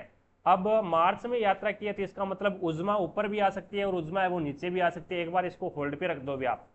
तन्नु और अंशु के बीच में किसी ने भी यात्रा नहीं की, तो टी से तन्नु और ए से अंशु, और अंशु ने तनु के बाद वाले महीने में यात्रा की है, तो तनु के नीचे आएगा अंशु।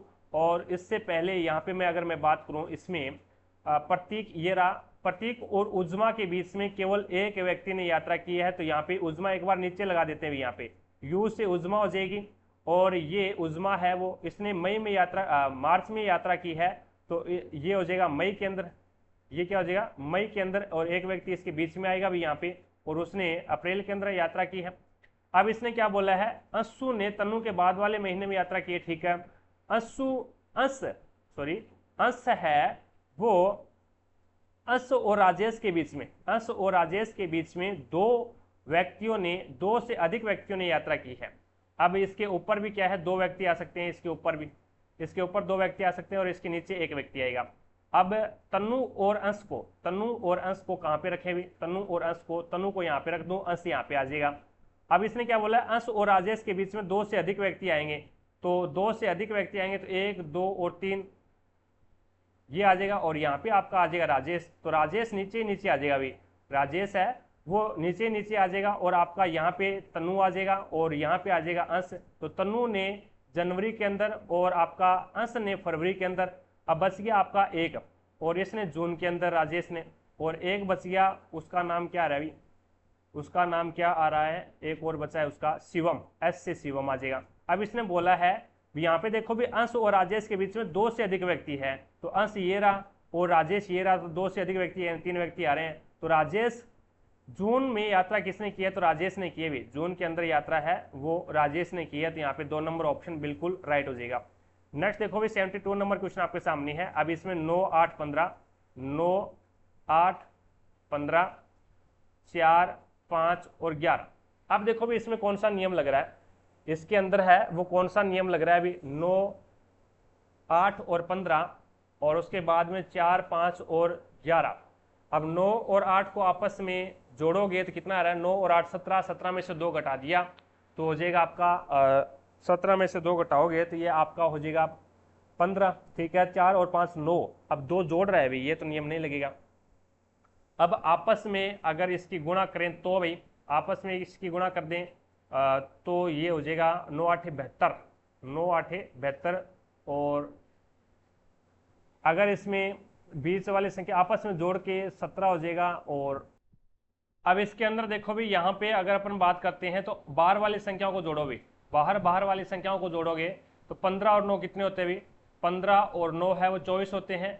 24 के अंदर 3 का भाग दे दो तो बीच वाली संख्या आ जाएगी 8। ठीक है, इसी प्रकार से 4 और 11 को जोड़ोगे तो कितना आ रहा है 15। 15 में 3 का भाग दोगे तो ये बीच वाली संख्या आ जाएगी 5। इसी प्रकार से 17, 13 और 22, 17, 13 और 22, 17 और 22 को जोड़ोगे तो कितना हो रहा है 39। 39 के अंदर 3 का भाग दे दो, 39 के अंदर 3 का भाग दोगे तो 13 आ जाएगी, बीच वाली संख्या आ जाएगी। तो आपका राइट आंसर होगा 3 नंबर ऑप्शन। आगे देखो भी, नेक्स्ट आपके सामने है 73 नंबर क्वेश्चन। अब इसने बोला है भी एक इलेक्ट्रिक हीटर को 250 वोल्ट के स्रोत से संयोजित किए जाने पर उसके द्वारा उपभोग की जाने वाली विद्युत शक्ति 500 वाट प्रति इकाई समय है, तो हीटर द्वारा प्रति इकाई समय कर्षित धारा कितनी होगी, ये आपको बताना है। अब देखो भी, आपको W भी दे रखा है और V भी दे रखा है, तो P बराबर क्या होता है, VI होता है। P बराबर क्या होता है, VI होता है। अब I आपको ज्ञात करना है, तो I बराबर क्या हो जाएगा, P अपॉन में V हो जाएगा। अब P कितना है 500 है और V कितना है 250 है, तो यहाँ पे 250 एकम 250 और 250 दुए 500 होते हैं भी, तो I बराबर क्या हो जाएगा 2 एम्पियर। I बराबर कितना हो जाएगा 2 एम्पियर, आपका राइट आंसर होगा 3 नंबर ऑप्शन। आगे देखो, नेक्स्ट 74 नंबर क्वेश्चन आपके सामने है। अब इसमें श्रृंखला में ऐसे कितने व्यंजन हैं जिनके ठीक पहले और ठीक बाद एक प्रतीक है। ऐसे कितने व्यंजन हैं ठीक पहले और ठीक बाद, यहाँ पे भी प्रतीक और यहाँ पे भी प्रतीक। तो प्रतीक व्यंजन प्रतीक, प्रतीक व्यंजन प्रतीक, तो प्रतीक व्यंजन प्रतीक, ये तो सवर है अभी। प्रतीक व्यंजन और प्रतीक, प्रतीक व्यंजन और प्रतीक, एक ये बन जाएगा अभी प्रतीक व्यंजन प्रतीक, प्रतीक व्यंजन प्रतीक, प्रतीक व्यंजन और प्रतीक, तो एक ही बनेगा भी। हमारे अनुसार तो एक ही बन रहा है, पर्सन के अनुसार है वो ज्यादा बन रहा है भी। तो ऐसे कितने व्यंजन है जिसके ठीक पहले और ठीक बाद प्रतीक है, तो हमने कहीं ना कहीं गलत कर दिया क्या। दोबारा से देखो भी, दोबारा से देखोगे तो यहाँ पे जड, ये सवर है भी, ये तो व्यंजन तो थोड़ी ना है। और ये रहा भी एक, ये छुपा बैठा छुपा हुआ रुस्तम। ठीक है, तो यहाँ पे आपका राइट आंसर क्या होगा 2। इस प्रकार से अपने वाला तो क्वेश्चन गलत हो जाता भी, इसमें तो एक दे नहीं रखा, दे रखा होता तो मैं तो क्वेश्चन को ही गलत कर देता भी। ऐसा थोड़ी ना होता है, देख लेना चाहिए, दोबारा से देख लेंगे अपन, कोई दिक्कत नहीं है। ओके, आगे चलो भी। 75 नंबर क्वेश्चन है, इसमें से कौन प्रार्थना समाज आंदोलन के शुरुआती नेताओं में से एक थे, तो वो महादेव गोविंद रनाडे आपका यहाँ पे राइट आंसर होगा 4 नंबर ऑप्शन, जो कि प्रार्थना समाज आंदोलन के शुरुआती नेताओं में से एक थे। आगे देखो भी, 76 नंबर क्वेश्चन आपके सामने है। सामान्य परिस्थितियों में सामान्यतः नगर निगम का प्रमुख कौन होता है, तो सामान्य परिस्थितियों में सामान्यतः नगर निगम का प्रमुख कौन होता है, तो मेयर होता है भी। नगर निगम का प्रमुख है वो मेयर होता है। 3 नंबर ऑप्शन आपका बिल्कुल राइट हो जाएगा। 77 नंबर क्वेश्चन देखो भी आपके सामने है। 8 व्यक्ति P, Q, R, S, T, U, V और W एक ही इमारत की 8 अलग अलग मंजिलों पर रहते हैं। इमारत में सबसे नीचे वाली मंजिल का क्रमांक 1 है और उसके बाद में ऊपर वाली मंजिल का क्रमांक 2 है और सबसे ऊपर वाले मंजिल का क्रमांक है वो 8 हो जाएगा। अब यहां तक तो हमने क्वेश्चन को पढ़ लिया, अब थोड़ा सा ऊपर नहीं, अपने को पता चलना चाहिए भी कितने व्यक्ति हैं, 8 है। अब देखो P और T के बीच में केवल दो व्यक्ति रहते हैं, तो P और T के बीच में एक बार इसी प्रकार से सेट कर देते हैं। Q सम क्रमांक वाली मंजिल पर रहता है, R के ठीक ऊपर रहता है, R के ठीक ऊपर भी रहता है और यहाँ पे सम के अंदर भी रहेगा भी। ठीक है, P सबसे ऊपर वाली मंजिल पे रहता है, P यानी 8 पे रहेगा, तो यहाँ पे P रख दो 8 पे। S विषम क्रमांक वाली मंजिल के ऊपर रहता है, जो T के ऊपर की कोई मंजिल पर रहता है, तो यहाँ पे S आएगा भी ऊपर की कोई मंजिल पे और ये आएगा विषम में। ये किस में आएगा, विषम के अंदर आएगा। अब S और U के बीच में केवल 4 व्यक्ति हैं। अब S और U के बीच में 4 व्यक्ति हैं, तो एक बार यहाँ पे S 1 2 3 4 और यहाँ पे आएगा U। अब इसने क्या बोला, W सबसे नीचे वाले मंजिल पे रहता है, तो W 1 नंबर पे रहेगा। ये लो W 1 नंबर पे आ गया। तो छठी मंजिल पे कौन रहता है, तो छठी मंजिल पे V रहता है। डायरेक्ट कर दें भी, हमारे आंसर आप अपने सामने क्या है आंसर है, तो डायरेक्ट कर दिया, 2 नंबर ऑप्शन आपका राइट हो जाए। ऐसा थोड़ी ना होता है, देखो भी करके देखो यहाँ पे। अब देखो भी Q है वो सम के ऊपर है, Q सम के ऊपर है, तो R को अगर मैं 2 नंबर मंजिल के ऊपर लेके आता हूँ, 2 3 4 5 6 और 7, आर को 2 नंबर मंजिल के ऊपर लेके आता हूं तो क्यू है वो सम के ऊपर नहीं आएगा, तो यहाँ पे भी। अब यहाँ पे इसको यू को लेके आ जाते हैं, इसके इसमें यू को यहाँ पे सेट कर दूं मैं एक प्रकार से, तो एस यानी यू और एस के बीच में तो 4 आदमी होने चाहिए, 4 आदमी होने चाहिए, तो 1 2 3 4, तो यहाँ पे आ जाएगा आपका एस, एस है वो जस्ट है वो इसके नीचे आ जाएगा। अभी चीजें समझ आए, यानी एस आपका किस में आना चाहिए, विषम के अंदर आना चाहिए, और एस के नीचे क्या है, टी होगा भी, ठीक है। और टी और पी के बीच में कितने आदमी हैं, 2 आदमी हैं।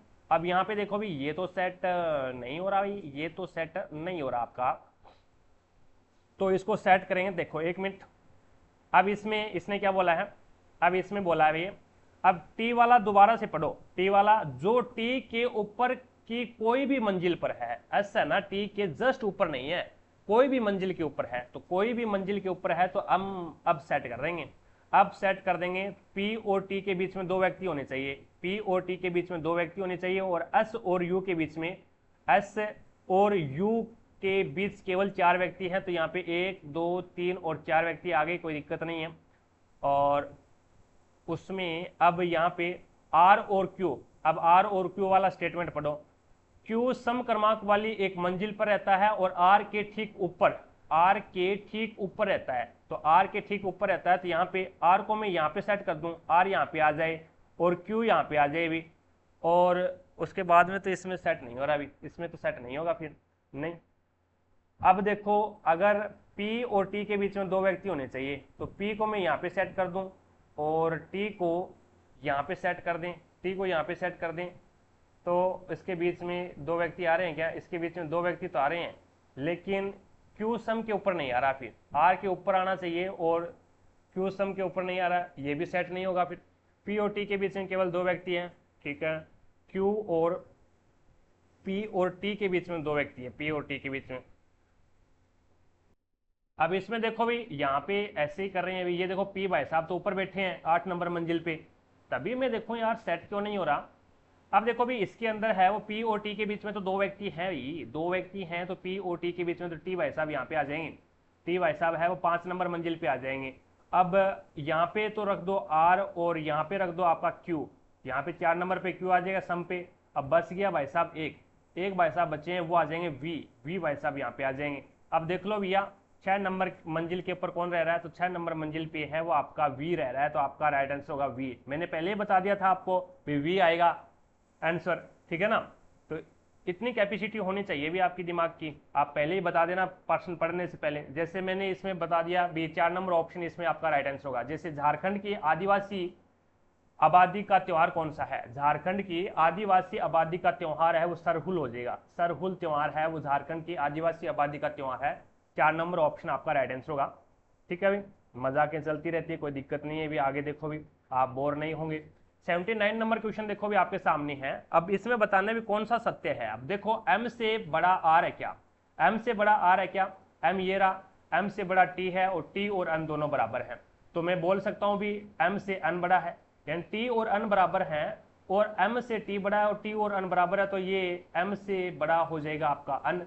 अब इसके अंदर यहां से अगर बात करते हैं, ये रहा भी, यानी m से t बड़ा है और t, ये देखो भी t और r दोनों बराबर हैं, तो m से t बड़ा है और t और r दोनों बराबर हैं, तो r है वो m से भी बड़ा होगा, तो आपका पहला ही ऑप्शन बिल्कुल राइट हो जाएगा, अभी कोई दिक्कत नहीं है। 80 नंबर क्वेश्चन पे चलते हैं। नेक्स्ट देखो भी ये करंट अफेयर का क्वेश्चन है भी, भारतीय क्रिकेटर ने मार्च 2022 में अपना 100वां टेस्ट मैच खेला था, तो वो विराट कोहली ने खेला था। आगे देखो भी नेक्स्ट 81 नंबर क्वेश्चन आपके सामने, चुंबकीय कंपास, चुंबकीय कंपास में निम्नलिखित में से क्या होता है, तो एक एल्युमिनियम के एक सूचक यानी पॉइंटर होता है से जुड़ा एक छोटा चुंबक होता है, तो यहाँ पे एल्युमिनियम के एक सूचक या फिर बोले एल्युमिनियम के एक पॉइंटर से जुड़ा एक छोटा चुंबक होता है चुंबकीय कंपास के अंदर, तो यहाँ पे 4 नंबर ऑप्शन आपका बिल्कुल राइट हो जाएगा। आगे देखो भी नेक्स्ट आपके सामने है, ये हमने हाँ ठीक है 82 नंबर क्वेश्चन देखो भी, 82 नंबर क्वेश्चन के अंदर कौन सा नियम लग रहा है, यहाँ पे REPORT। अब देखो भी इसके अंदर यहाँ पे SFQPSU, अब देखो यहाँ पे क्या लागू कर रहा है, एक बढ़ा दिया, एक बढ़ा दिया, एक बढ़ा दिया, एक बढ़ा दिया, एक बढ़ा दिया और एक बढ़ा दिया, यानी सभी में +1 कर रहा है।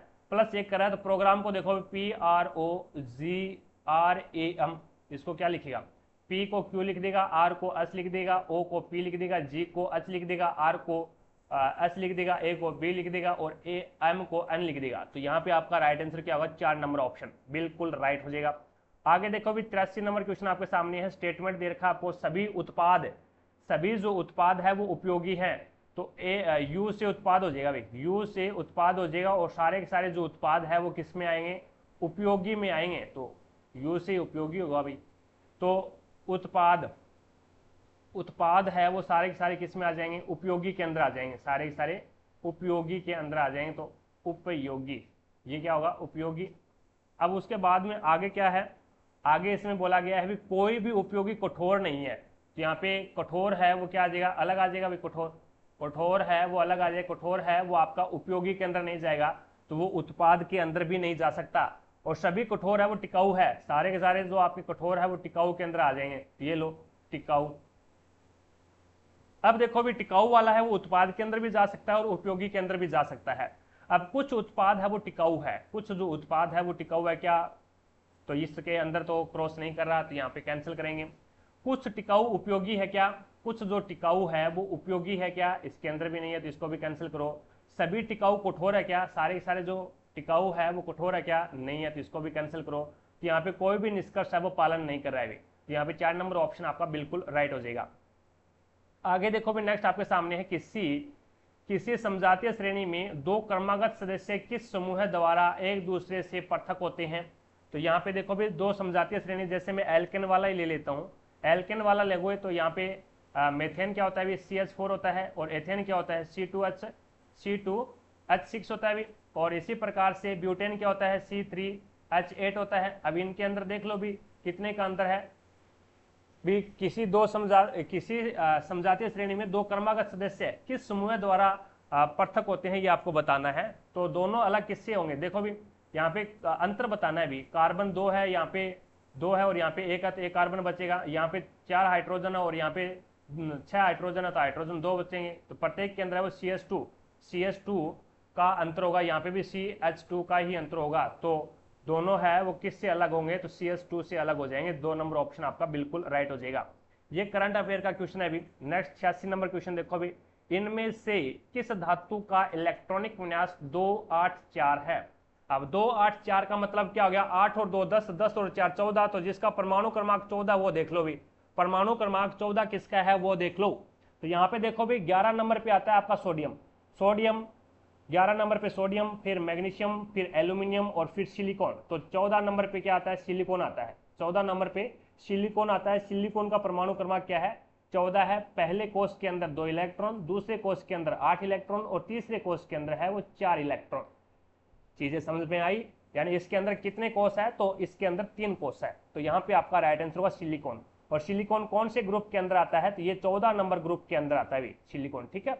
आगे देखो भी नेक्स्ट, कहे शिवजी सुने पार्वती जी। आगे देखो नेक्स्ट देखो भी, यदि एक गोले के आयतन को उसके पृष्ठीय क्षेत्रफल से विभाजित किया जाता है तो परिणाम 9 सेंटीमीटर प्राप्त होता है। तो गोले की त्रिज्या बतानी है आपको क्या है। अब देखो भी गोले का आयतन क्या होता है, 4/3 पाई r की क्यूब होता है, और क्या करते हैं, पृष्ठीय क्षेत्रफल से विभाजित करते हैं। तो पृष्ठीय क्षेत्रफल क्या होता है, इसका पृष्ठीय क्षेत्रफल है वो होता है 4 पाई r की स्क्वायर।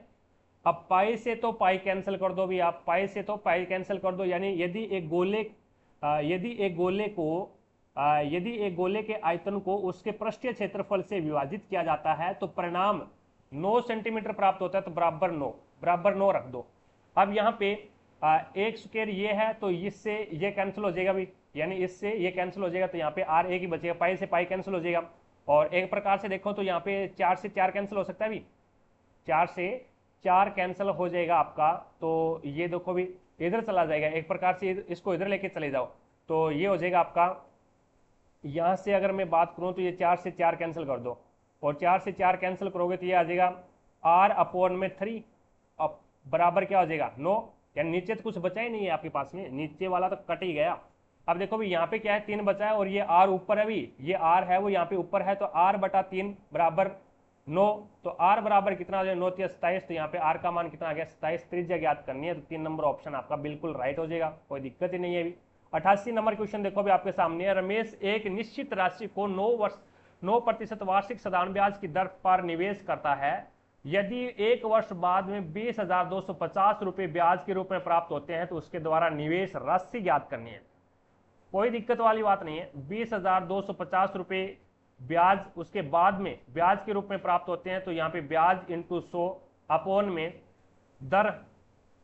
में दर इंटू समय, ये लो दर इंटू समय कितना 1 वर्ष है, तो कट रहा है उसको काट दो, भी 9 से काटो, ये 9 से कट जाएगा, कोई दिक्कत नहीं है। 9 दूए 18 बच गया कितना 2 22, 9 दूए 18 बच गया 4 45, 9 5 45, तो ये आ गया आपके पास में 2250। अब 2250 को आप गुना करोगे 100 से, तो ये आ जाएगा 2,25,000, 2,25,000 आपका राइट आंसर होगा 3 नंबर ऑप्शन।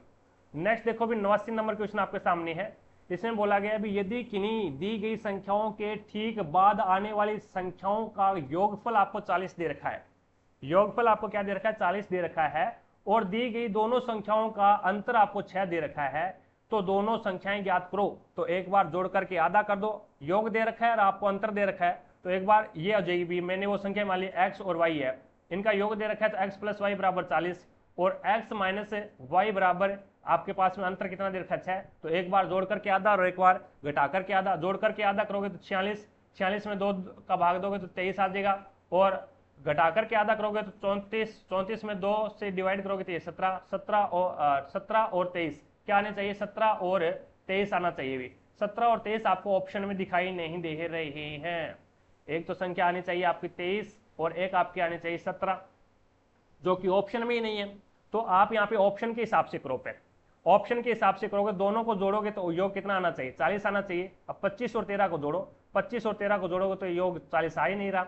अब देखो भी 24 और 14 को जोड़ोगे तो भी योग 40 नहीं आ रहा, और 22 और 18 को जोड़ोगे तो यहाँ पे देखो भी 8 और 2 10, 1 2 3 और 1 4, इसका योग 40 आ रहा है, इसका योग कितना आ रहा है 40 आ रहा है। तो यहाँ पे 8 और 2 10, ठीक है, और उसमें अंतर देखो भी अंतर 6 का आ रहा है, अंतर है वो 6 का आ रहा है क्या, ये देखो अंतर 4 का आ रहा है, अंतर यहाँ पे कितने का आ रहा है 4 का आ रहा है, तो योग तो 40 आ रहा है लेकिन अंतर 4 का आ रहा है, अंतर 4 का नहीं आना चाहिए, ये भी कैंसिल हो गया, अंतर तो 6 का आना चाहिए। अब देखो भी ये देखोगे तो यहाँ पे आप डायरेक्ट इससे भी कर सकते थे भी, एक घटा दिया तो ये 22 बच गया और एक घटा दिया तो ये 16 बच गया, तो अंतर भी 6 का है और यहाँ पे जोड़ भी 16 है 40 है, तो इन दोनों का योग देखो भी 6 और 2 कितने आ रहे हैं, 6 और 2 कितने हो गए भी, 6 और 2 है वो आपके हो जाएंगे 8, एक प्रकार से 8, और इसके अंदर इसका योग भी तो नहीं आ रहा है भी, 6 और 2 8 और 2 और 1 3, यहाँ पे 38 आ रहा है, तो ये भी तो नहीं होगा। अब आपका आंसर इसमें आएगा 23 और 17 ही आएगा, यदि किन्हीं दी गई दो संख्याओं के ठीक बाद आने वाली संख्याओं का योग 40 है, यानी यदि किन्हीं दो संख्याओं के ठीक बाद आने वाली संख्याओं का योग 40 है और उन संख्याओं का अंतर 6 है, तो वो संख्याएं ज्ञात करो। भी ठीक बाद आने वाली संख्याओं का योग 40 है, क्या कर रहे हैं यार। अब देखो भी ठीक बाद में आने वाली संख्या है तो ये है, तो उससे ठीक पहले आने वाली संख्या ही आपको पूछी है अभी इसने, तो ठीक पहले आने वाली संख्या इससे क्या है, ये 22 है, और इससे क्या है ये 16 है। सवाल को हमने ढंग से नहीं पढ़ा, मार खा जाते यहाँ पे। अब इसने देखो भी यदि किन्हीं दी गई दो संख्याओं के ठीक बाद में आने वाली संख्याओं का योग 40 है, हमने वो ठीक बाद में आने वाली संख्या ज्ञात कर ली, एक तो 23 और एक 17 है, और इससे ठीक पहले वाली संख्या, तो दोनों संख्या ज्ञात करो, तो इससे ठीक पहले वाली संख्या देखो 23 से पहले वाली संख्या 22 और 17 से पहले वाली संख्या 16, तो यहाँ पे 22 और 16 आपका राइट आंसर होगा, ठीक है ना। आगे देखो भी नेक्स्ट आपके सामने है अगला क्वेश्चन, 26 जनवरी 2018 को शुक्रवार है और 29 जनवरी 2021 को कौन सा वार होगा। अब देखो इस क्वेश्चन को कैसे करते हैं, 26 जनवरी 2018 है, इसको फ्राइडे है, ठीक है। अब यहाँ पे ये है 29 जनवरी 2021 को कौन सा वार होगा। मैं इस क्वेश्चन को थोड़ा सा कन्वर्ट करता हूँ, बाकी जो का त्यों रखूंगा। 26 जनवरी 2021 को कौन सा वार होगा, पहले तो मैं ये ज्ञात कर लेता हूँ, ठीक है।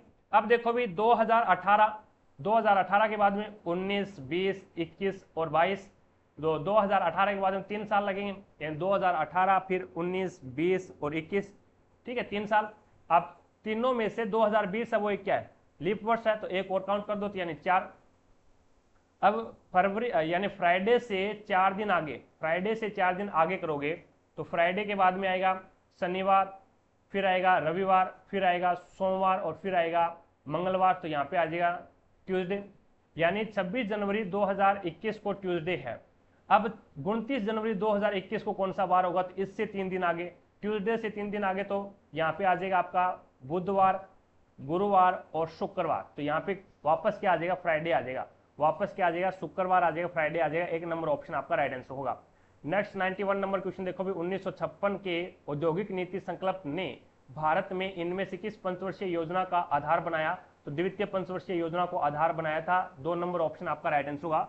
औद्योगिक नीति संकल्प पहली पंचवर्षीय योजना है वो 1951 से 1956 तक चली थी। दूसरी पंचवर्षीय योजना है वो 1956 से 1966 तक 1956 से 1961 तक चली थी। तीसरी पंचवर्षीय योजना 1961 से और 1966 तक चली थी। और जो आपकी 12वीं पंचवर्षीय योजना है वो 2012 से 2017 तक चली थी। ये अमूमन पूछे जाते हैं, डायरेक्ट सन पूछ लेता है 12वीं पंचवर्षीय योजना कब से कब तक चली, द्वितीय पंचवर्षीय योजना, प्रथम पंचवर्षीय योजना।